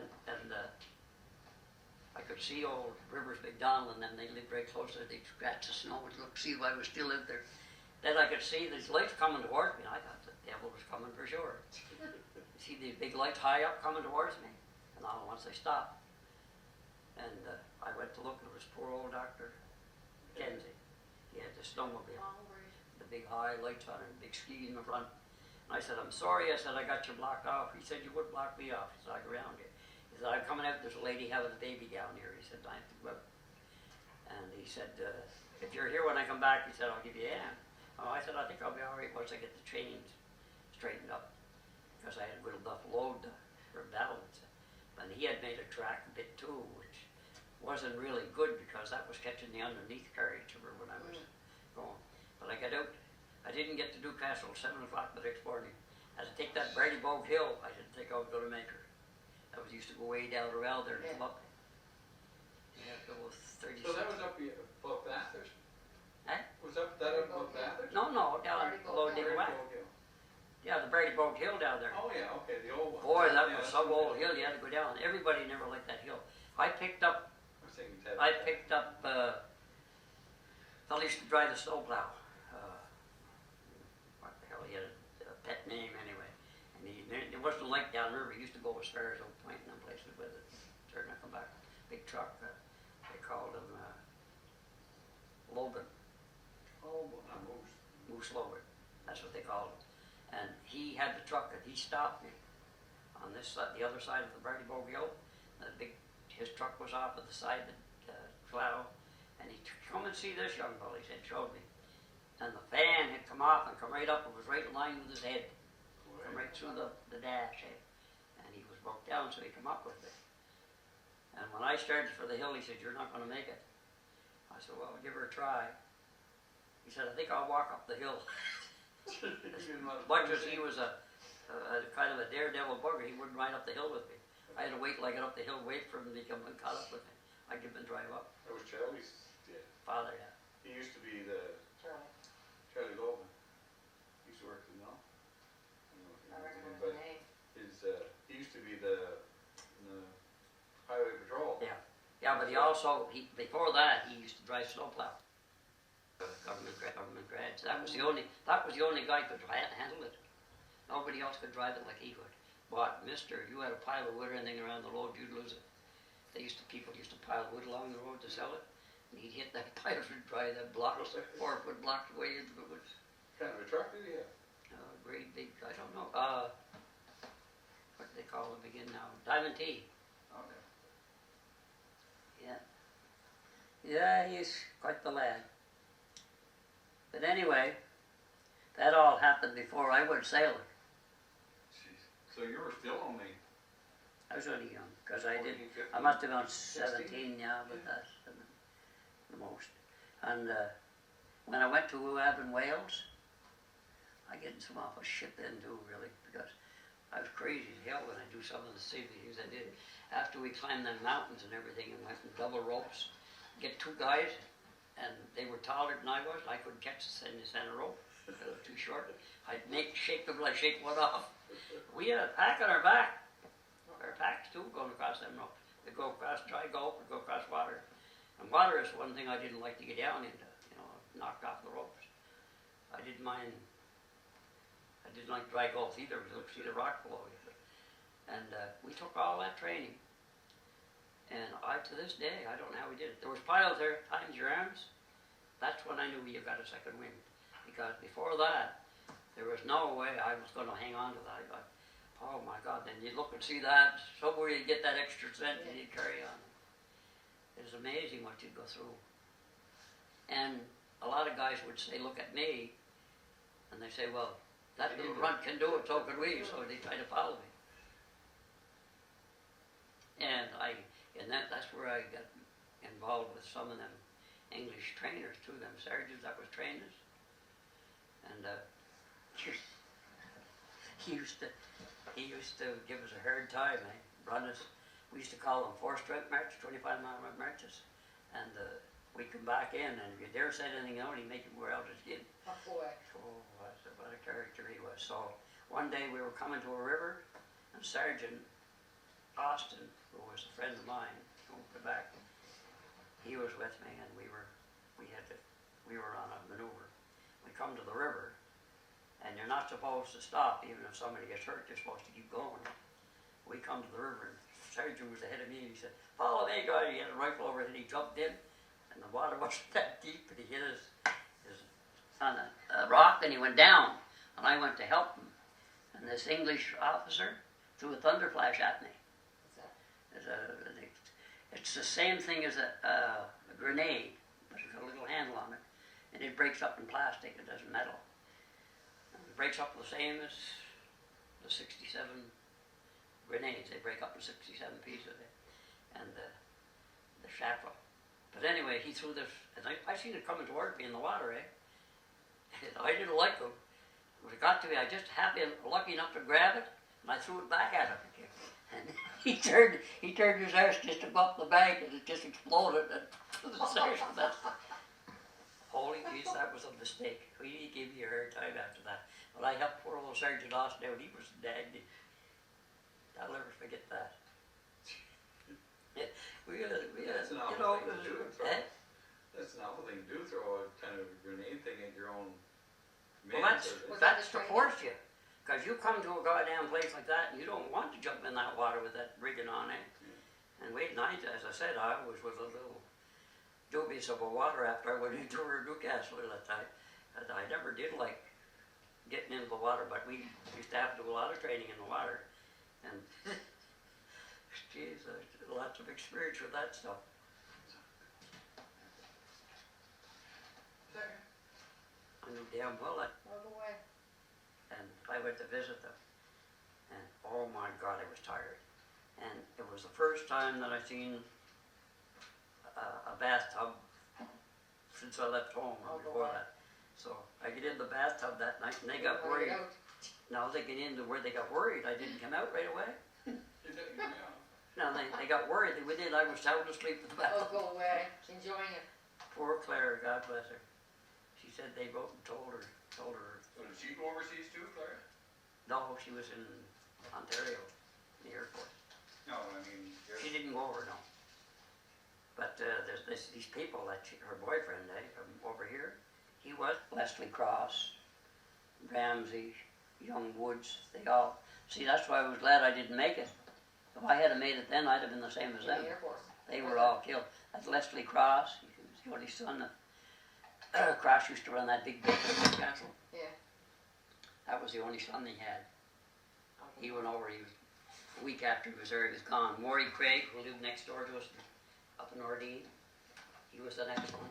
And young Ramsey over here that lived in that little house was Sam Doyle used to have it. Right opposite him, the other little house in the point that belonged to Ramsey. And young Bob, young Tommy Woods, they all. So was there Air Force? Yeah, they all.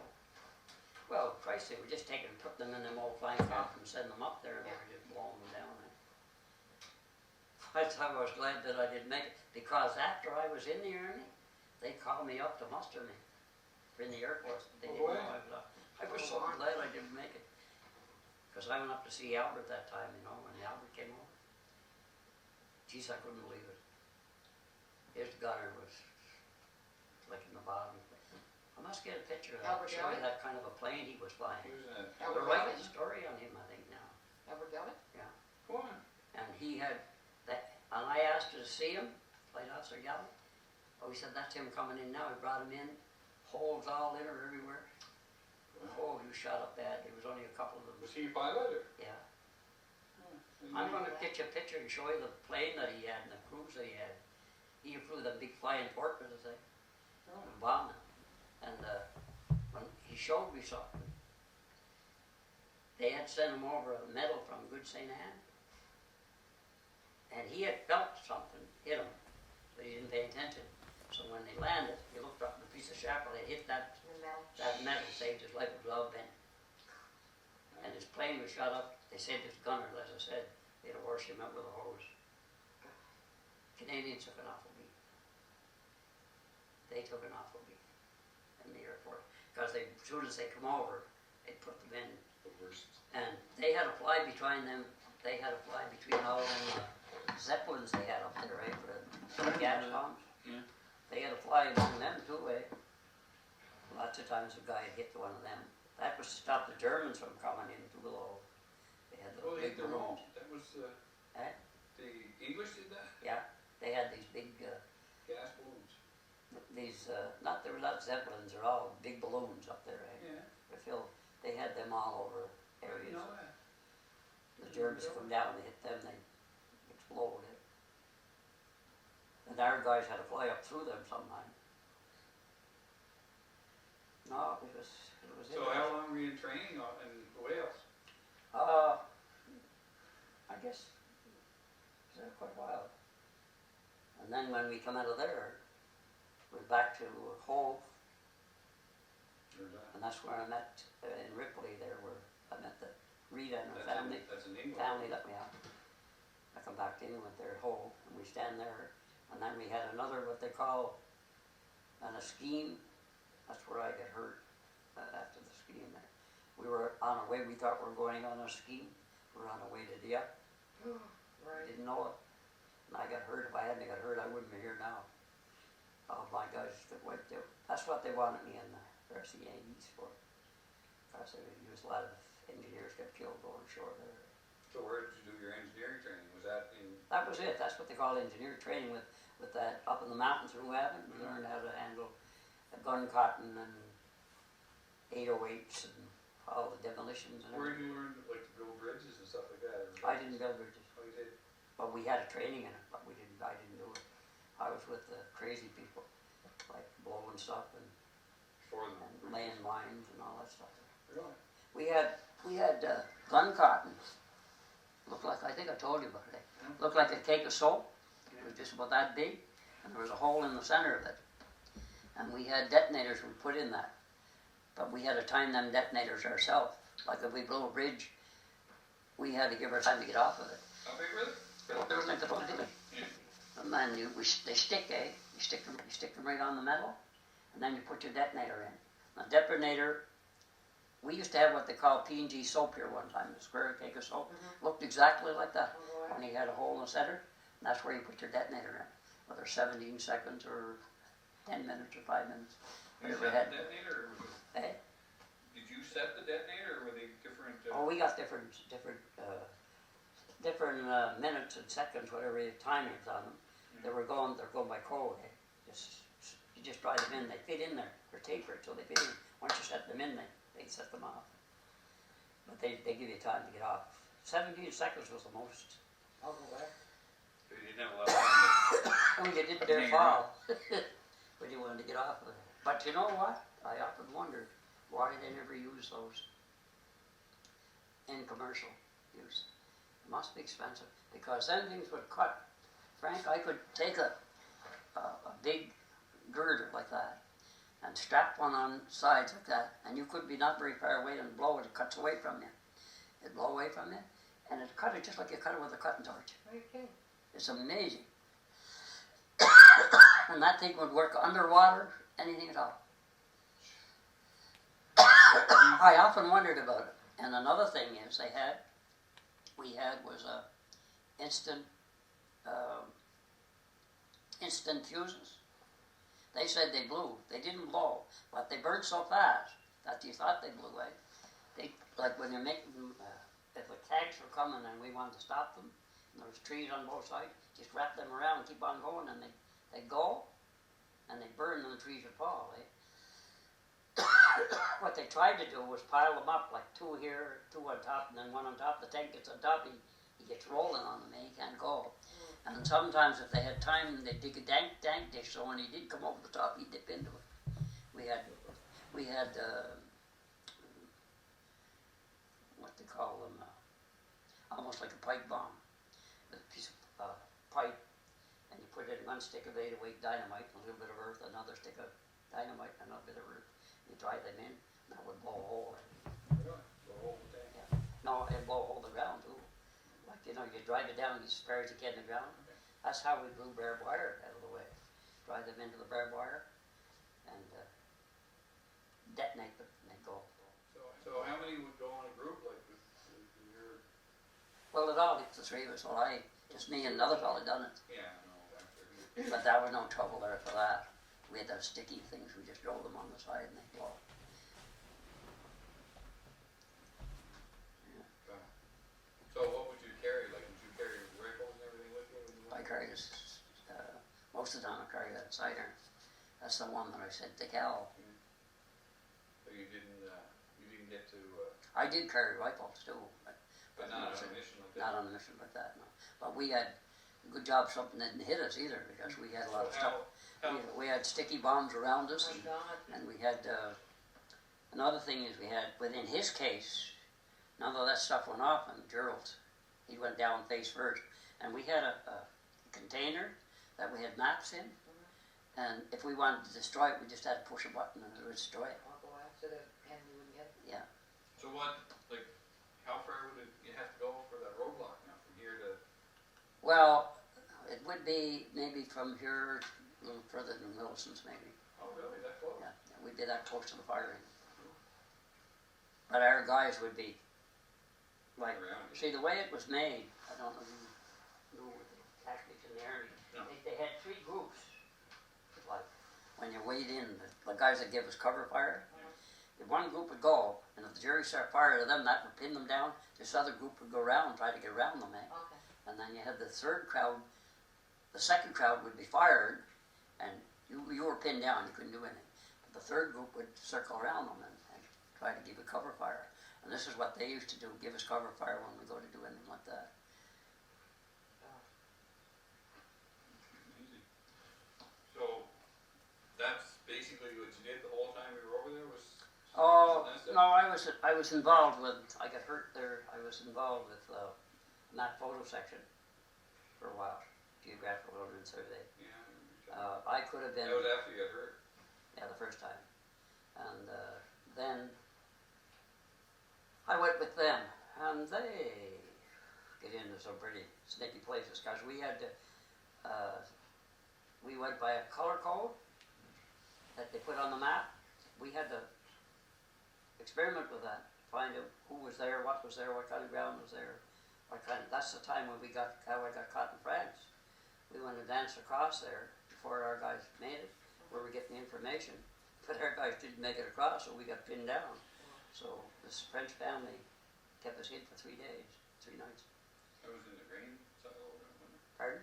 Was that in the grain silo? No silo. It wasn't a grain silo. It was the place where they kept pissing everything else for animals. But I mean, it wasn't bad. It was dry. It was in the summer. It was in July. Yeah. How did you get back to your unit? Well, we stayed there till the they made a bridge across. We couldn't get across because they kept the place flares all the time lit up. They could see the water. We had to get across that water again. We were just open targets, so we stayed there. And being they were good to us, it was pretty good, really. We stayed there. And that was with the mapping group? Pardon? That was with the mapping group, that wasn't even with the engineers, was it? That was with we were still engineers, Yeah, but with a different branch. Yeah, we're with there's three sections. There was map photo, there was air photo, and there was ground, and we were with the ground crowd. But I worked on things like making maps. That's why they wanted me after the war. I could have went north.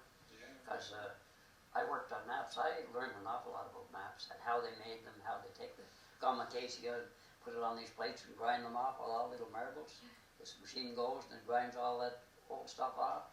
And if they got a German's map in, we had what they call a map photo section. They would photograph them and bring them up to date. We captured German maps tonight, but tomorrow morning we could have maps with our engineers or our troops to go in the next morning. Over what they call overprint them right in on top of the German map. I got some home. I should have given them. And we'd have them ready for those fellows in the morning to go and take that area. But they had to let them know what we were trying to do to put the ground too, whether it was, what kind of ground they were getting into. Because we lost an awful pile of men in France and them places, the Valley Gap, the Carrickwood Airfield, and Scouts Estuary, just because they didn't know what they were getting into. Like in the Scouts Estuary, that's where they brought the alligators and the buffaloes in. Before that was polar mud, and guys were out there just setting ducks when they get out there. They lost 1,600 Canadians there. I was lucky I didn't get out on that. That's where I met your mother when we were in Hoboken. That's in Antwerp, the suburb of Antwerp. We're cleaning the mine section there, and the highway we had to, because the Germans were backing out there. They were laying all this stuff. We had to clear it for our guys. We cleared, then we used the white strips around that. They had to stay inside in white strips. And that's how would you clear it? Would you use that? We got them sweepers, eh? Yeah. We'd either blow them or we'd have to dig them out. Really? Yeah. By hand? Yeah. That's the only way to do it. Would you get? But the only thing you were scared about that was the Germans are smart. They booby-trapped some of the mines. And you thought you were digging it out and you set off the booby trap, which would set the mine off. So, but I was lucky. I didn't have to do much of that, thank God. But I mean, I was involved with it at Hoboken when your mother met us. We went in there to help them because the V1s or V2s were coming in, and we went in to help them. And your mother, instead of moving away from the city of Antwerp, which was a target, she moved right down into the city of Antwerp. Holy shit. So how did you end up meeting her? Like, was it? Well, they come down to see. We were parked in a place we had cleared, and they had all the guys had gone up. They had set up a place for them to eat in the back, like, and they all went up to eat, and they left me on guard. And the chief come down, and he said they're all going down to see these Canadian soldiers. There's only one little dirty Canadian there. And your mother didn't speak much English to him, but her friend did, Rosa. She talked to me, and they were talking what was going on. Then when the guys started coming back, then I said in English, of course, I said, boy, I'd sure love to have a bath. And this Dutch woman, she was in Belgium, in Flemish, she was with the Flemish. And Rosa said, this woman said, you know, you can come to my place to have a bath. Oh, I thought that was great. So anyway, your mother and them took me to where this woman lived. And then they went away, of course. And they went back to see if there were any good on-board soldiers around there. Anyway, I went in. I can still remember that as long as I will live. This old lady, she had this big horse tub in the middle of the floor. And she got the water. And I thought it was all right. Then I took all my clothes off. First thing she came in and she said, "You're back? Me wash back? Me wash back?" Holy shit. Me trying to cover myself up. Holy shit. They got a great kick out of that, or what? And I told them that story. But then, we kept going on through, and then the bombs were coming in, V1s, V2s, so we went back. That was another thing we had to do. If one of them V1s come down and didn't detonate, we had to take the sting out of it. And and that was where I met your mother there again. I was getting near around Christmas time. So they had a break in the battle for a while. There's still some V1s coming in. And one landed, and your mother and them all landed in the cellar, the white brass and everything, house a mess. So I went with them. I went down, she could tell you, Bob could tell you the story after. I went down the place where they were living, because they had moved from Hoboken up to right out into the city, right the docks, with all the damn bombs were coming in. And I seen the house, the number and everything, and I seen this string hanging down, but we were so scared of them things, because if you touch any of those things, they were booby traps, And I thought, I'll take a chance on her, so I hit it with something I had, and it rang, out come Baba to the door. Oh! So I spent Christmas with them that day. Then, of course, we were going up, then we left there, went through the Scouts up to Leopold, down up into Tilburg, Holland, and it was a great thing. But then when we got further up, I wanted to go back and spend some time with them. The Americans moved in behind us and put it out of bounds to us. Go ahead. Yeah. And you guys took it? Yeah. But they all said the Americans took it. I mean, we went through first, but then we come back. But they said if we wanted to go somewhere for a break, if we got a break, we had to go to Brussels. But I wanted to go to Antwerp, so I went back to Antwerp. And I wish your brother would tell you, like to tell you the rest of that story. So you used to bring them food and stuff, didn't you? Yeah, just bring food and coal, any place we could get a bit of coal from, they had no heat in. And, but anyway, she told that story about being the big English folding truck. I got to is that. I come down, I got the big English folding one day, and I said, the hell with her, I went across the border and down in. The Dutch didn't hold me up. As soon as I seen the Canadian uniform, they let me go. I went down, and I picked up Josie, and I taken her down the street. The streets are narrow, And she told everybody afterwards, Ray performed a miracle. This old cripple was there, the streets are real narrow, and I went down that street, that truck was taking the full, so I was bringing the full the street. This old fella had never walked before, get up out of his wheelchair and run in there. She told that story to so many people that, gee, she got a kick out of that. And we both looked so damn small, both of us. That English boat went way the hell up in the air. And it's just a little place, and the rest is canvas.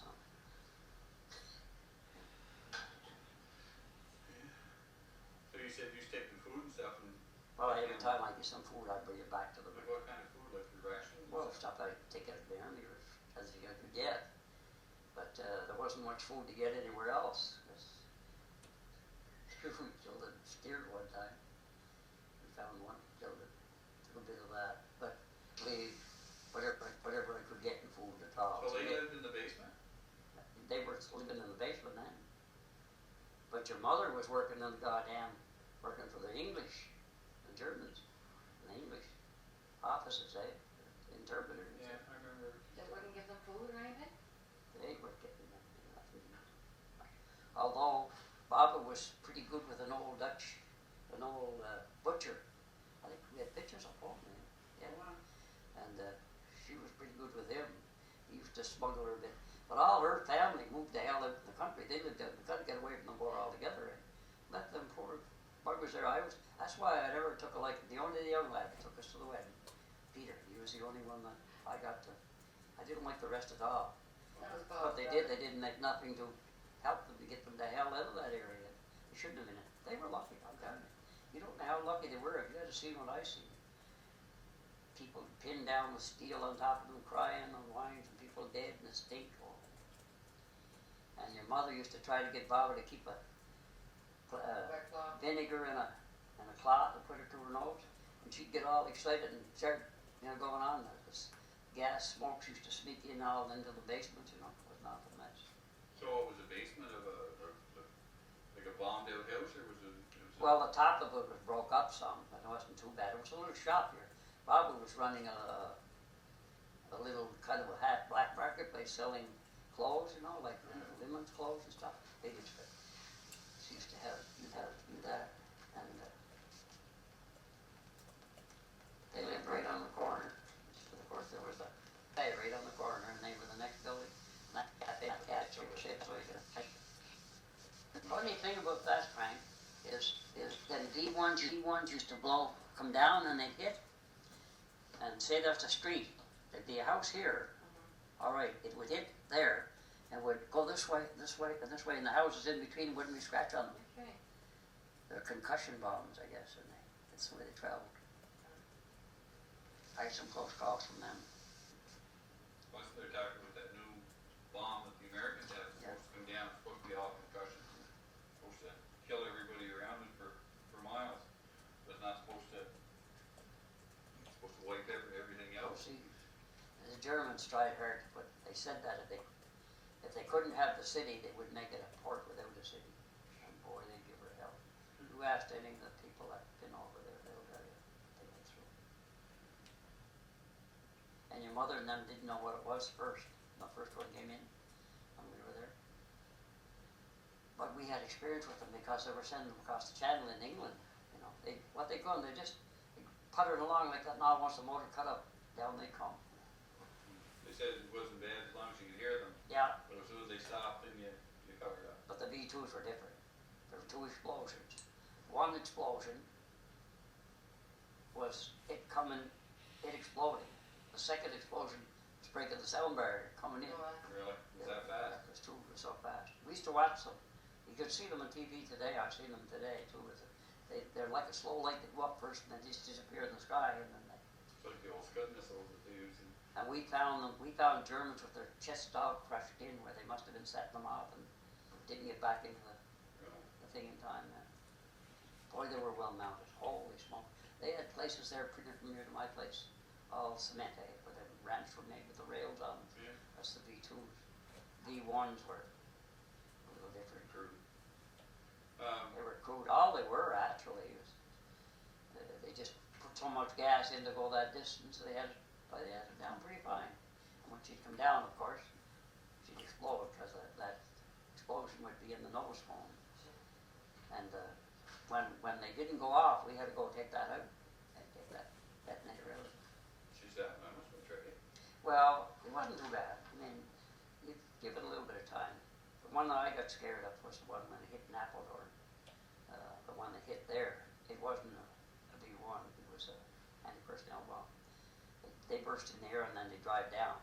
It's all ball bearings and everything else. They don't, if you're in the hole, it doesn't make any difference. They're going to get you. But when they go drive, when a bomb comes down, hits or blows up, you know, the stuff will fall, but it's not the same. It blows up in the air, it drives down. And all that stuff like, they're the worst. You could be in a slit trench and it still get you because they blow up over your head.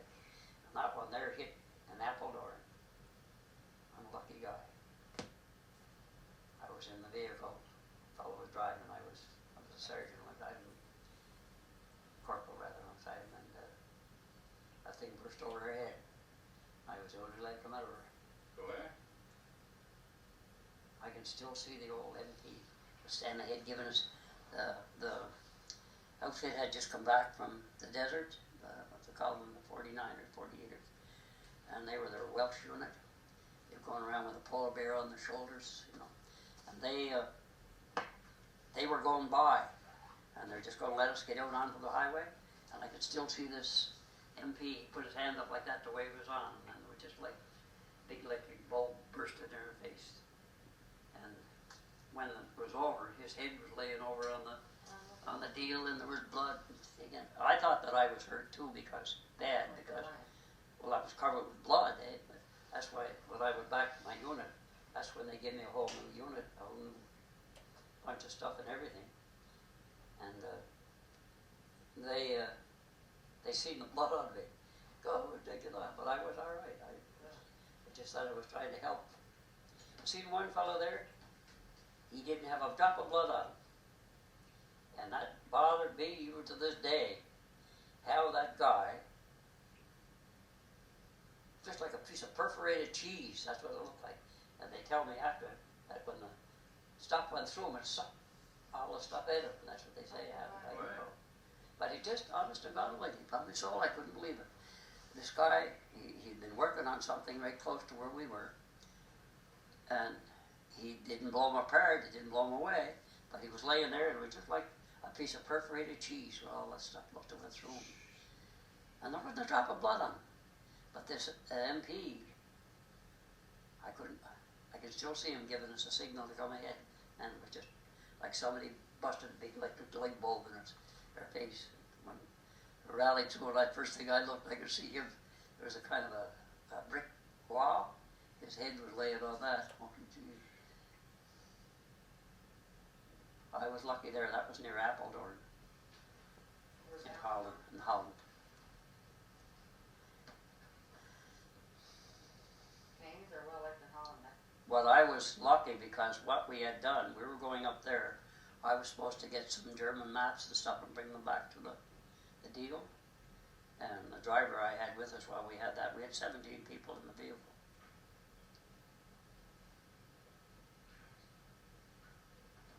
You've already said you guys were, the Canadians were well liked in Holland, though. Oh my God, yeah.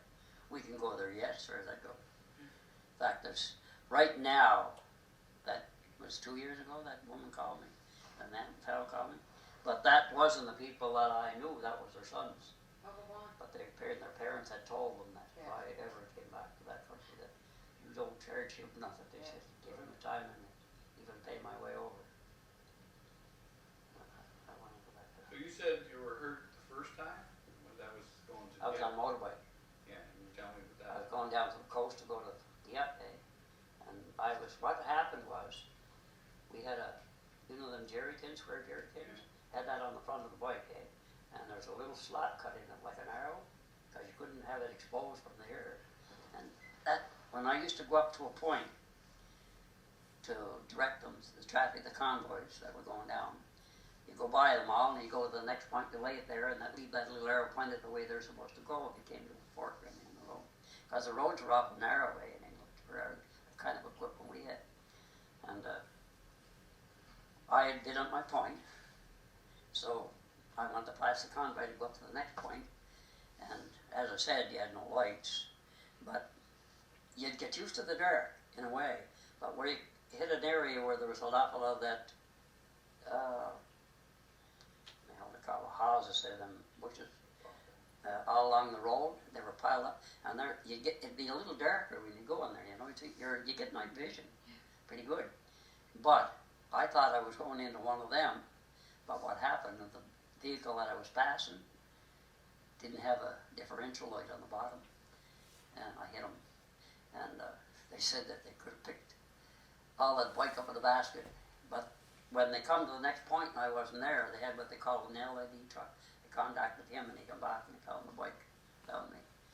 But anyway, I was lucky, because if I had went with them, I wouldn't have been here. They were wiped out. That's when I was with the assault engineers before at the coast. So you said that was the first time you were hurt. When were you hurt again? Well, I got hurt in Belgium, and I got hurt in France, but it wasn't bad. Nothing bad. I just went and got treated. I got a few scars. There's one little piece there yet that never took out. Right. But I ain't worried about it. The logs didn't move. Dr. McKenzie moved the piece one time under here. I don't know if you remember that or not. I remember because I went from work, got it done, I started to walk home. They didn't know I hadn't signed myself out. I was coming down, well, Nordine come along and he thought I was drunk, he stopped and picked me up, brought me home. And, but the funny part of it is, that piece of metal, did you ever see a like gristle all around it? Oh, yeah. And it wasn't until it started to move that I had to go get a taste. See, this little piece here, don't take this piece in, but I don't bother with the piece there yet. But I don't touch it because as long as they leave it alone, they don't move. And there was one piece pretty close to the old juggler there, they'll get out. So, you still got married during the war, though? The war was over. I waited till it was over. But I had to join another unit. I had to join what they call the selection unit. I didn't try and join the occupation forces, so I joined this selection unit. And what we were doing, we were going from France to Germany, selecting stuff to send back to Canada. We okayed whether it was all right. I've got a little piece of paper, I'll give it to you somewhere. It says on it, Engineers Calling. It was called a First Field Selection Unit. And we traveled from France to Germany selecting equipment that they wanted to bring back to Canada. And destroying stuff they wanted to leave there. And I've seen places you could set this house in. They just took bulldozer and shoved all that stuff in there. Lays and paints and everything else. And they covered it up and then tramped over it with the big machines. Some of those little cans of stuff were worth a fortune. They were lithographic ink. The sin. And they wouldn't let anybody have it. But we did do a few crooked things. I got involved, but I didn't want to get it known. Like I told my poor Sid Datson, he thanked me for it afterwards. They wanted to sell it. We had a big diesel generator, and people wanted to buy it, the black market. And I said, no, we better not. I said, they're going to trace this thing. Oh, no, he said, we'll do it. I said, look, you've got a lot to lose. I haven't, because I wouldn't have the same category he was in. And he said, maybe tomorrow we'll let it go, Ray. We'll take it over to this fellow and get whatever they were getting for it at the time, anyway. And we decided, and I talked them out of it. The same day that they came in looking for this thing, traced it to our unit. Talk we're lucky. But we did sell a lot of stuff. We sold minesweepers. We sold a lot of those. The mills used to buy them, many of the mills that had mills. See, they put that, find out there was metal in it before it went through, things like that. And I didn't take money, because, well, it was not much good. I could have at the end, when I got married, I could have gave it, but before that I did those. But I used to take some things. I didn't smoke. I did drink. I got my rations of liquor every month. Sergeant, I used to give it to guys and all that, and some nights they'd give you something, or if they didn't, I didn't care, it was over to me. And they used to send me smokes even from this country, and I didn't smoke it. I'd trade them something. I had like the cameras and the night vision binoculars, night vision binoculars, all that. I had that on that kit. That they when you lost? I went in. We were on our way back home. We were going from home. I was on DM Foundation, and we stopped in Nijmegen. And I set the both there. I went in, had a shower, and came out. When I came out, the two kits were sitting there. But I looked, one of the stuff was in the bottom, was cut right out, just as neat. They cut the bottom out and let the bag stand there. I called the kit inspection right away. And my God, I wish to see the stuff that came out, them kit inspections. There was a couple of Chinese there that come from Chinese end of the war. Should have seen the stuff they had. They dumped it all out and showed them, but they didn't bother them too much. But they didn't find my stuff. Whoever it was knew me. And knew what I was doing when I went in to have that shower, and I didn't hurry or anything. It was gone. That I lost everything. I was going to take it down, be with your mother, and try and wangle it home somehow. And I found out later when I hit the coast, when coming home, I could have had it. They wouldn't even examine it. Because the one lad said to me, Sergeant, where's your berry box? I said, no, just had a two kit bag. And all I had was the old junk, my clothes. So when were you made sergeant? Was that? That was when I joined that. Oh, was that? Yeah, that back in the unit to stay. I was a corporal before that, but they jumped me up in to stay over. You got the bronze leaf? Yeah, the oak leaf. Oak leaf, yeah. Well, I got that during the war, though. I got that when I was corporal. You know, what was it for? Well, it was when we went into Arnhem. Got a little bit of a problems there, and our unit got it. And they gave it to me, and I have a good record along with it. But we didn't save any Americans that time. We went in, there wasn't any coming to our unit. Americans dropped in there, and they're shooting them in the air and everything. Big shits were going to go ahead of us. They got across the bridge. The bridge, they blew the bridge out, and the Canadian engineers built a beautiful bridge there. I got pictures of that up there. I've never seen this. I didn't work on the bridges. I had nothing to do with the bridges. Only one time that I was involved with that bridge there at Arnhem is that we had a fellow by the name of Lieutenant Inch. He was not much bigger than I was either. This guy come up and he was scared. He didn't want to bring the bridges down to where they were knocking them out and sending these, setting off these bombs and everything. So he said to the little fellow, "Get out, I'll take it down." So he get out, and they had this big trailer like with the bridging on it. He come down, all you have to do is get the bottom, just haul it, and the bridge stuff comes off and everything. But he get in it. Get in there, get in the slip trench. He said, "I'll take it down." He took it down. They come back, the young lad, the slip trench was dead. Oh my God. Busted an anti-personnel bomb over his head. And the old Lieutenant Inch, he brought the truck back right to where he was at the slip trench. That was a really, really something that made you think. If I had had a heavy bike, I wouldn't have hurt.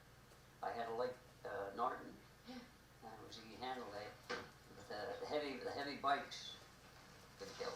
Because all the stuff in front of it and everything was tore me apart. But the Norton didn't have nothing on it through that square jerry tin and the controls. You're right over the top. I went right over the top of it. They said they picked it up in a basket. So what were you hurt, like seriously? Not really. I was hurt, but not that I couldn't manipulate at all. I mean, I could move. You're knocked out there. Yeah, I was bruised, bleeding in one or two places, but I was out. I was knocked out. When the LED truck came, I was coming around. When it came on, I was coming around. But that meant I didn't go. Someone was watching over you. They went down to the coast then. The next thing I knew, I heard that they were, yeah. So what about D-Day? You weren't involved? D-Day, we went in with the LTCs, they landed on the coast. They just dropped it down.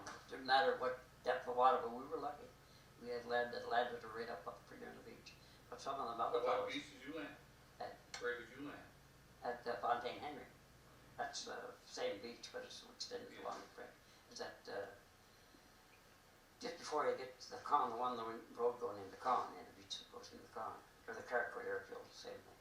When we landed there, well, those caves, everything had up climbing in the cave. People were living in them caves, French people, trying to get away from the bombing. So But a lot of the stuff went on the top of us, That's what saved us, I think, because they were firing on the stuff coming in, and we put their pipe bombs in the barbed wire and blew them and kept the beach up, And we had to set there's three sections. I didn't have nothing, only we had one section. But there was RCA, RASC, they were coming in with the lights, the little lights for the things coming in, because here would be vehicles, there would be troops and so on and so forth. Because if you didn't, you run the over. vehicles were right over them. They did anyway, a lot of them did, but I couldn't hear it with all that racket and things would come right in on the beach and run right over the top. But we blew that and we kept, see what, them barbed wires were maybe 20 feet high. What happened is you'd have 4 here and then 3 and then 2 and they were booby trapped. So that's why when we put them, we had this pipe bombs, we stuck them in. There was a stick of dynamite, as I said, stick of 808 and sand, and then you just throw them in there, put the detonator to get away from her, flat out. And when they got a hole through and they went up, we went right up into the caves and tried to get away from some because you'd hear them all, just like 45-gallon drums coming through the air, they go, and they're just red glow, and then they blow. That's the moaning minis, they made nothing noise. So the Germans were doing that? Yeah. They were like almost like a depth charge type of a... Well, they were a little different. They were sent out, I don't know how they projected them really the way they did, but they'd come swishing through the air, and whenever they'd hit a certain point where they'd blow, all that stuff would blow down, full of shrapnel and all that old junk that we sold to the Germans before the war. They were giving it back to us. One way or another. But I went into that cave, I'll never forget that. I went into that cave and there was a French family living there. And one woman hired the cook, and she was there. She came to me and she said, Bosh, in the wall. Bosh, Germans in the bush there. I said, to hell with one in the world. The next morning they all come out with their heads over their head. So that was. I have some pictures of that somewhere. So Find them. So he is, like, you took that beach, that part of the beach? Yeah, we went up that beach. And then we stayed there, and then we got hung up. That's where Ben met Denny's Wolf, the Carrick Air Hills. They got right beyond that little way. And we hung up there for pretty near a year. Really? Well, we were hung up at Con, eh? Con held us up. They did the same to us. They did, but, Sure. but in the Carrick Air Fields, they let them grenade into those fields, and they just had about 6 ducks. They just mowed their drive down. And then in the Skelts Estuary, the same thing. Our guys tried to get around that point, and they get in that polar mud. Goddamn Montgomery there sent our boys in there. That's they lost them off. But then they had to back out. And when they did give up, then that's when they brought the buffaloes and the alligators in. They could go through that. But then they left. They bypassed it, left the piece of open there. They never did capture it. They left it open. But it was surrounded. They couldn't get everything.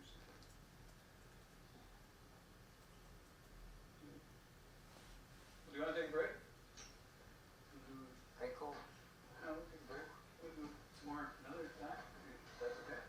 The only thing is, You don't want to talk about it.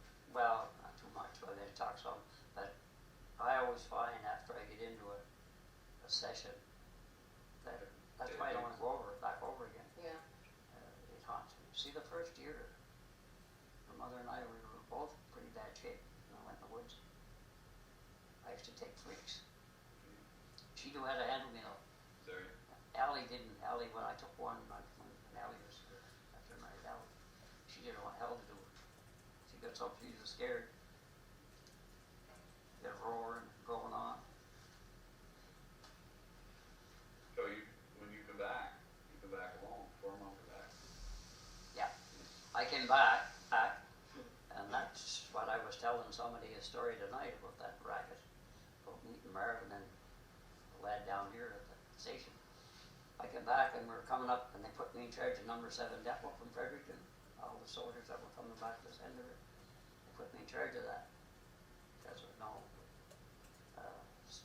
lieutenant or anything. I was next in command. I was a staff sergeant, you know. And you ever see that bomb on there? That's me, staff sergeant, 3 stripes. And they put me in charge of it. And there was a lot of sick people. I came in when my lady Rodney was hospital. And this guy, on the way up from Halifax, went to the bathroom. And the guy come and told me, he said, I think there's something wrong. The guy's been in the bathroom a long time. We had to break the door down. He was dead. But he had taken a drink of Alka-Seltzer. They figured he'd choke. He had 5 years of war, and they choked to the dead bastard. Go away. So when we met Moncton, I had to get off the troop train, meet his family, Oh. take all the documentations up for number 7 depot, give it to they had people from number 7 depot there. And so I didn't come up on the troop train. My family was all waiting at the train burning. And I didn't show up. And I had told a guy, I said, well, see, them times you didn't have the communications yet today. Yeah. Even the train from Halifax to Moncton took us 19 hours because of the storm, eh? And 19th of May was Easter. And guys used to climb the lamppost, I remember that. Talk on the phone to the train. Yeah. So when we got to Moncton, and when I left Moncton, then I come up on the Midnight Express, the later train. And when I got to the station in Newcastle, hardly anybody at the station, but here was Marvin Mills and old Elliot McKinnon, both their loaded for bear. And old Ellie asked me if I'd drive it home. Marvin had an old Dodge car. I said, yeah, I guess I can drive you home, otherwise I get a taxi. And he says, do you know me, Sergeant? I said, yes, I know you. He said, Oh, he says, may the hinges of friendship never get rusty. And he reaches in, he holds up this little flask. I said, well, no thanks. I said, I don't think I'll have it. I said, but I said, I'll drive you down and I can get a taxi from where I dump you from home. So get in the vehicle and started down the road. He was sitting next to me. Marvin in the back seat. And he said, you know, he said, I've got an awful good family. Right, or Sergeant. I said, yeah, I know, and most of them, Alec. He said, yeah, he said, they keep going to church, he said, and pray that I quit drinking. And he said, I keep drinking to keep them going to church. Oh, shit, I'll never forget that. But when I landed home, I wished you'd have seen them. There wasn't they near went crazy. I had to get a taxi, then I left the old vehicle at Marvin's. Where to go off to Noreen then? No, well I had to drive him to Mary Road. He was living, old Han Mills is back there. I told him he was living with his family that time. Poor Bree. Anyway, I hired a taxi then and brought me back up home. Because they're not like today, you could call and up everywhere. There was only two phones from Nardine to Douglastown. What year was this? 46. Anyway, I'll never forget that. And I told that story at that regular appreciation night. Remember that? And I told that. And I didn't mention no names. And Betty said, that was my father, wasn't it? Yeah. I remember. God bless her. I remember you telling that story too. Yeah, that was my welcoming home. And then they had a big party the next week. It turned into a fight. Fight? Yeah, your mother. No, that was after your mother ran home. When your mother came, they decided they'd have a party for us. I didn't want one. I had to go first. And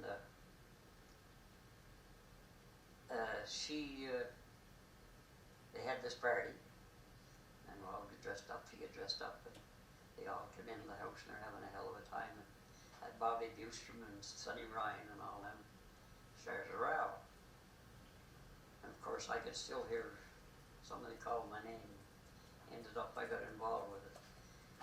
And when I came in, I had a lot of blood over me, but it wasn't my blood. But Josie was all ready to go back to Belgium. Oh, really? She was scared. She thought that's the way we lived. Oh, God, Lord. She hadn't been here very long. And that Bobby Bustrom and them fellas, their big cars and all that, they couldn't even beat the way out of a paper bag in. So how long did you just live up at Grandpa's place? Well, we lived up there for, quite a while. I had the camp down the river then anyway. I had the camp already Well, down there. that ground down there, how'd you get that? I got that through the government. Old Harry King told me to apply for it, and I did while I was overseas. And when I come back, I went back and you apply for it. You got to clear 10 acres and all that to get it. But after that story I told you about Mum, you remember Mum there? I got the grant right away with them clearing it. Because what happened is I was down cutting wood in the woods, and I had a piece of 2-inch pipe hanging on the clothesline. And when this mother Josie wanted me, she hit that, and I could hear it down there come out. And I come out, and here there's 3 vehicles in the yard around the camp. I'm pretty cozy there. I had a cow, horse, chickens, and the camp was pretty cozy. And I had a fellow by the name of George Kelly that stayed in the shanty. I hired him to give us a hand. And I had Frank and Benny, Freeman Benny. So anyway, I went in the house there. Department of Lands and Mines. There was Gill and what was Anderson? I forget what he was. It was something to do with government anyway. There was Benny Fletcher. There was old Harry King and another forestry lad. They were all sitting around the table eating moose meat. Oh shit! I knew that. Living down there then? Eh? Were you living down there? Yeah. So as soon as we moved down there as soon as we had settled up at all, I didn't try to get. I went to Newcastle and I applied for the job, and there was a fellow by the name of Ferguson. He was the head of it, and he started giving me a hard time. He wanted me to go working sewers down behind Crocker's there. Sores. Sewers, yeah, clearing sewers. I said, you let your goddamn sewers plug up during the morning and dig them out yourself. He got saucy, of course, I hauled him over the bench. He called the cops. I didn't get, but I lost all my unemployment. I was God, I had. But I didn't care. I was peaked up at that time. I'm nursing then, and they didn't make them much fuss about it after I got out of there. But I didn't apply for anything then. I went right down to the camp. When Josie came, I went down there with her. I didn't take a job anywhere. I lost a whole winter's unemployment insurance I should have got. And if I had been smart, but I didn't realize it, I could have applied for what they call farm grant and all that, like Percy Kelly and them all down there. I didn't get any of that stuff at all. I got $100 closing allowance, and when I was moving the camp down the river, it fell out of my pocket and I lost it. Oh my God. Because I was lifting the lines like Dad had the truck, and we were lifting the lines to take it out of the highway going down. I didn't get permission or nothing. We used to go along and shove the cross lines crossing the road because the camp, that was the camp we had set down there. Where did you? Well, the shanty was more of a shanty. Where did you build the camp, or where did the camp come from? I built it Where? down the River. But I built the first section of it, I built it up here at Grabbers. Okay. I was down there. And then I built a hovel. I had a horse and a cow and that, the chickens, and kind of another hovel off to one side where I kept feed for them. And then I had a shanty. And then the shanty, this George Kelly stayed in it. The boys were going to stay in it too, but then I fixed up the camp good enough that they could stay right in the camp with us. We had a big curtain right across, like, in one section. We used to laugh. I was telling Free with that the other night. I said, I remember you fellas when I used to wake you up in the morning. I'd go to wake you up, and you always made the excuse that you were saying your prayers. They'd get their ass up in the air this way with their blankets, and they'd be there for a long time. They bless themselves first. They did. It was hard for them to get up in the water. But we got used to it. Frank Friedman worked hard with me. But Benny used the horses. He used the horse. That horse, he didn't have to use reins on him or nothing. Poor Ben, he used to love that. Try that old horse. He kept hauling the stuff out for us. So what were you cutting, logs? And pit props and hardwood. I cut over 150 cords of wood that winter. Oh my God. But it was pretty good cutting, good chance. Freeman was. Where'd you get the gas for the power saw? We didn't have power saws.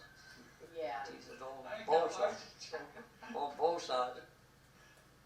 Freeman could file, but I never could very good. I never was a filer. But we did pretty good. But then coming back to that thing there, the moose beam, they were sitting there, I was scared right to death. Because I had shot that moose, and your mother, God bless her, she ever think she told you that Yeah. about the moose? That's their intent. And anyway, I had told her, I said, if any man comes in, that's the rule of the woods, you feed them. But by the time I get out of the woods, see, we were all around the table. So they were all going out and they were all congratulating me on what setup I had there. And this is something, they said, you know, soldier come back and they, of course, Josie was quite attractive, and that was quite a thing for them too. And they were all going out the door and they all give her a little hug. And they all had taken their boots off with old Harry King. He had a pair of rubber boots up to here. And they're covered with the hound shit and everything on them. And your mother was very, you know, in Belgium they were like that. Everything had to be clean. They went in, they wear wooden shoes when they went out the door. And they came in, they took them off. They had these other things put on. Anyway, old Harry King, I still see him. He was the last one. He go into the door. Make time to get all the hair out of him next time. The rest of them never said a word about the moose thief, but he had that to say. We went out, and old Staff Anderson, he was a minister of Land and Mines, I think, or he's a provincial man anyway. He came out and said, Frank, I never seen a lad use an axe like he could. He said, do you mind if I cut a tree? I said, no, there's one right there. I said, I'm going to move it and use it for firewood. Those lovely trees are right up to the camp. Beautiful. And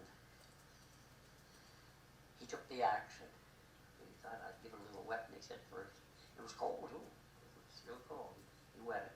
And all he had on was a gray suit, dressed in gray took that suit coat off, I can still remember it. Taking the suit coat off, he folded it up, he set it on the stump there, and he went at it with the axe. Oh, God, I never seen a man use an axe again. Every third crack of that was forged in wood. There'd be a big chip flying. Boys, he could use an axe. And he knew that he fascinated us, yeah. Poor Benny Fletcher, he said to me, boys, right, he said that man could use an axe. So he told me, when he left the camp, he said, you don't have to worry about that 10 acres. He said, you'll get your grant. Next week, they set me in the claim. I got it. So that was for that piece of ground? I'm sorry I ever sold it though, but I was up against it. I needed the money pretty bad. Not only that, I didn't sell it, I gave it away. Dave Stewart bought it for $1,000, 100 acres. Whoa. And it was a prime of wood. Today I was down there and the saw go up again. There's nice maple and beech. And the back end's all spruce. And yeah, how it happened, I come up here, right? We started to build and I cut the log down there. And Clark that owns the trailer park down there, he was had a mill back in there belonging to, I forget what his name is now. But anyway, he was doing cutting the logs, so I had them all back there. He sawed all the lumber for the building house. I piled it all up that summer. I went back next year and then went through it. That summer I piled it like, let it all dry out with, and then the next winter I came back up. I didn't stay down in the winter. Yeah. Betty Ann was born then, and by Bob. So I took it, I turned around and I started to build, and we built it, walking around through the studs, about 2 or 3 years, but the fellow was living in Sam Doyle's house. They were starting to build a mill. He was working for Foundation. And he couldn't get out of the driveway. He was stuck climbing over and he couldn't get the car going. I got to go. He said, would you like to go to work for us? I said, well, I suppose, but I said, I was thinking about going north with geographical ordnance survey, but I didn't like to leave Josie alone here for 6 months at a time. So anyway, I said, I'll give it a try. So I went up. I was still in the construction. So we run that flume line right from way out in the yard right into the mill. Used to go into the, I run that line. I helped on it. And they put me on as a pipe fitter. I wasn't a pipe fitter. Put me on. And I got on there. And the day that the foundation was pulling out, Mr. Miramichi called me. He said, would you like to stay with us, work with us? Well, I said, yeah, but I said, I don't know. I said, I could go back in the service end of it again and go north with your captain service.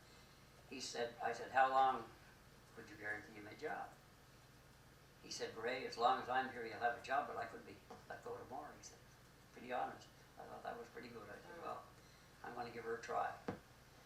And I was only there pretty close to 40 years. They were good to me. But in the next breath, they wanted me to be pipe fitter. Boss, even then, the pipe fitter, head pipe fitter. And I didn't want to take it over. But I was studying like hell at night. I took that RC and I was working a lot of overtime. So I took old Pete, he was the boss, and I didn't like to take it away from him, and he had a lot of experience. But when I started to do it, then I found out we were doing everything the hard way. And but he let me go to it, and I was crazy enough to go anytime he wanted me to do something, do it. The rest wouldn't do it, I'd have to go do it. And I didn't take the foreman's job. But after all, Pete left her, they got me into it. And they wouldn't have got me in as only your mother had died that year. Everything was falling apart, so they just sucked me right in, put that old white hat on. Yeah, you went through all the... Hey? You went through all the worst times of it too. There's nothing like that up there now. I mean, not that you'd But say you know, Frank, in the years that I was on fitting, the morale was good in spite of everything else. Yeah. You know, everybody would help you. Yeah. And the morale was good. You played jokes on one another and, you know, things like that. It was good. Yeah. It wasn't bad. It's just that I used to get in some awful dirty places. Because people where anybody else wouldn't go, I was there. And the gases leaks, or when they started to get the chemicals in there for the bleach tree. We didn't know what the hell we were up against. We never got no instructions. We started unloading cars and didn't have an idea how to unload them. We got more gas. But Big Kenzie, same Dave McKenzie was saying, he said, you know, by geez, I don't believe that chlorine is bad for you because there's an example of Ray Glad. He said, he Preserved it. Yeah, preserved it. Poor old Jim Young, I never forget him. He went out there one time, there was a little SO2, instead of going away from it, he was going right into it. And he went out, down, I drug that poor old fucker back. Big man, dude. Oh, I got him drugged, I don't know how I did it. I drug him out of there. Poor old Jim, he lit it up. He called, Fred Cassidy called him, Codfish Bill. Because he had a big face on him, you know. One time, he said, kids today are not satisfied. He said, when I was a kid, he said, we got a mouthful of candy. Cassidy said, take a barrel of candy, fill that old codfish mouth, he said. But the morale, Yeah. it was so different. And you had good people, like Ralph Harrigan and those guys. I mean, they were agitators and troublemakers, but I mean, everybody got along good. Because I remember when I first started there, even when I worked there in the summertime, like, I mean, all those guys were just like a close-knit like a group family. of people, yeah. Like a family. And you knew That's- everybody, you knew who they were, you knew their family, you knew how many they had for a family, Yeah. you knew what kind That's of car what they drove. small. And like it was unbelievable. Like everybody knew everybody. You knew their relatives, and who their parents were, and all that stuff. And it was so neat. I told Father Creamer the other day about the time old John Harrigan and I and Ralph and old Joe Curry come down in the storm, after storm, and the old French Fort Cove Bridge was ruts, two ruts in it, and people used to wait till the other car pulled on before it pulled on. And old hard John was pretty well halfway across it, and this car pulled in the other end of it. Terry come across, and he was calling them all kinds of names. Joe Curry said to him, that's a nice thing to call your parish priest. John was curt.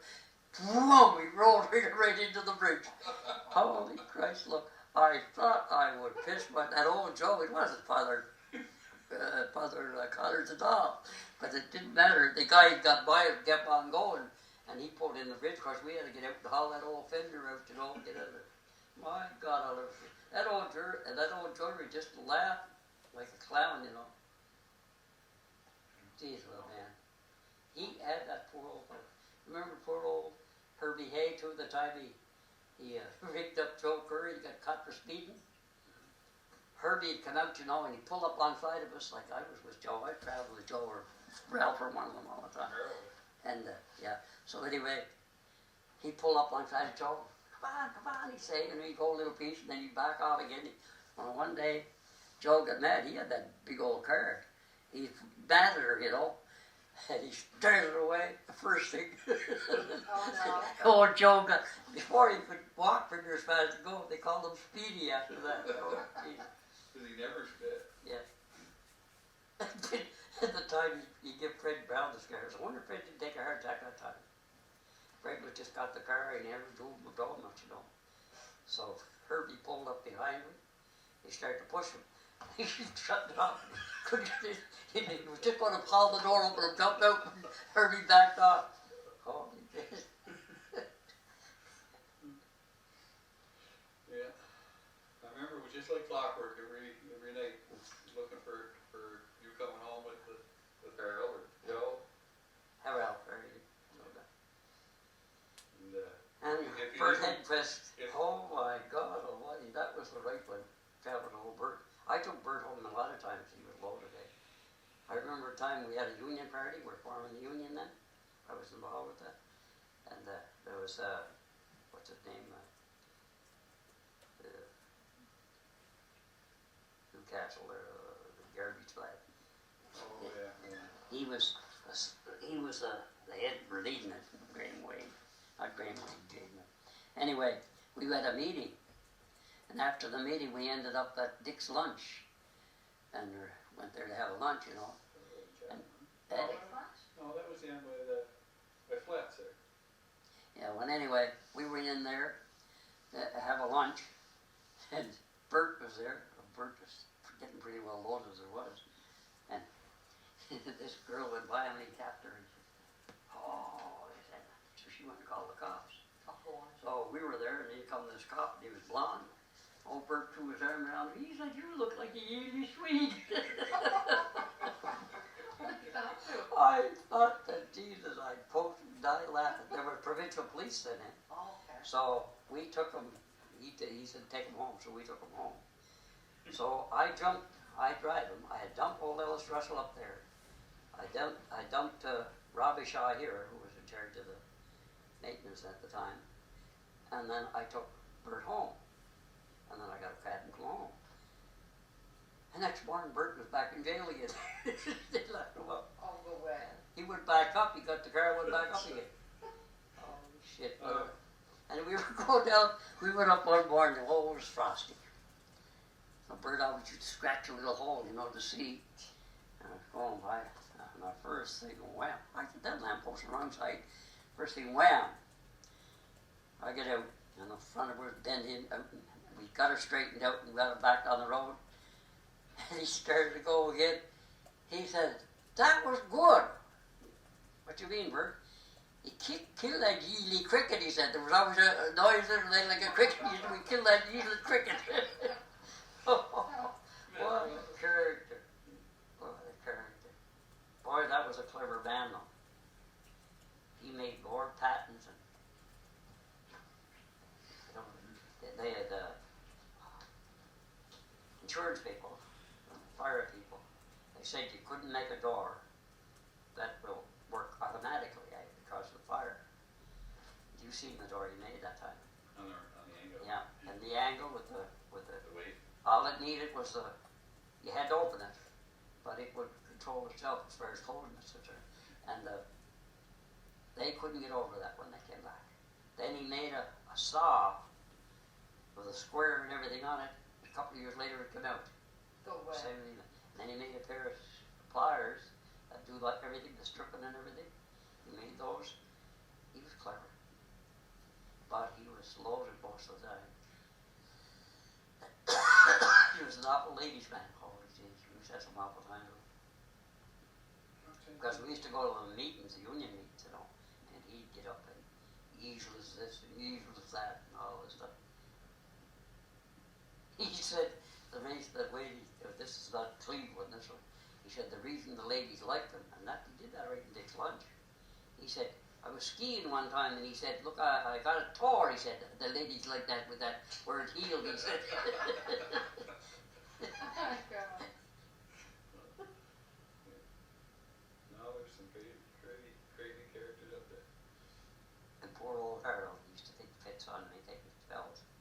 We're coming down one night, and like I said, the first time I seen the poles were on the wrong side of the car. And I said, Harold, watch out, they're hitting for the river. You know, by beach there somewhere. And Joe get out, and he looked. Jesus, man, can't you see where it going? No, Harold said I couldn't see. Well, you can't see, you can drive it. Yeah, we knew if Dad didn't come home with Harold or Ralph, that we were stuck doing the barn work, which meant we were milking the cows and cleaning them out, feeding them through the night. I used to be quite a bout. It was a big chore for us. I mean, it wasn't a big deal, but some of those old days, like cutting the wood in the summertime, we used to go back with you and the old tractor. We'd cut firewood, and all the other kids would be playing ball and stuff, and we had Saturdays. And then in the summer, we'd be haying. Remember, we used to go into that old barn in the wintertime, and you'd have to climb up over that big stone behind the house, and you'd hit her for the barn, and the head would be blacker than the inside of a cat. And you'd go in, and you didn't know what was in the barn when you turned the light on, and that old rig you had hooked up on for turning the light on, it was just a piece of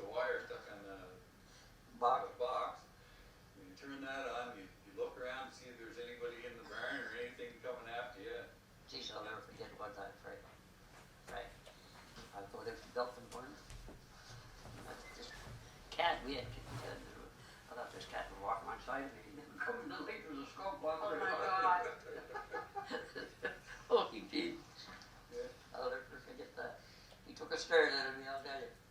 They used to, like, I remember we'd watched a show about this gorilla had gotten away from this circus. And every night after that for a long time, whenever I went to the barn, because the gorilla had gotten into this guy's barn, and the guy was doing something in the barn, and all of a sudden something was dropping down on him. He looked up, and here was this gorilla. And it just, after that, going into that barn was just Well, what was it? Was it you that was the bobcat was in the garage? no, the bobcat, it was a groundhog or a... No, it was a bobcat. I think. I know I got a novel surprise when I heard you talking about it. I The told dog you. killed it. Yeah, the dog killed it. Yeah, maybe it was a bobcat. Yeah, I guess when you told me it was a dog cat, I was worried till I got home because, you know, they can be vicious. Well, that was I think it was dinner time one day, going to water the cows or something, and opened the door and there it was, and the dog boy never took one step backward right after. Rex? Can't remember if it was Rex or Yeah. the old Skip, was it? The old white one? Skip, I think it was. I can't remember which one it was, but to be short work with it anyway. Grab it, broke his neck. Boy's the worst. The best one for killing anything I ever used was the one I had before this one. Yeah. Holy jeez, I thought it was wicked. Oh, that one that was purple? He killed an awful lot of Yogi? groundhogs around there. Holy jeez, I remember Bert Hennessy, because they were saying, you know, Ray could let his dog loose and go over here and catch that fellow. So one day he did. I seen him and I let him loose and he went and he killed it. But I never said a word. I went and I got it and I laid it over on Bert's step. And Bert came out, and it wasn't Bert, it was her come out. She came out. Oh, Bert, come and see this. What's this, Bert? And I heard Bert say, that goddamn red. And then, what do you call him, was making a fuss, Gene Casty, about what this thing was doing over at his place. So, geez, the next day he killed another one. So I took it over and put it in Gene's carriage. Exterminator. Boy, he was quick. Oh, I seen one time we went over to Bert's, and there was a big rat there. There were a lot of rats around that time. They used to come up the goddamn drain here or something. And there's a piece of plywood up against the house. We seen him going behind the piece of plywood, and the dog couldn't get in there. And Bert went on one end. He just touched it. They come up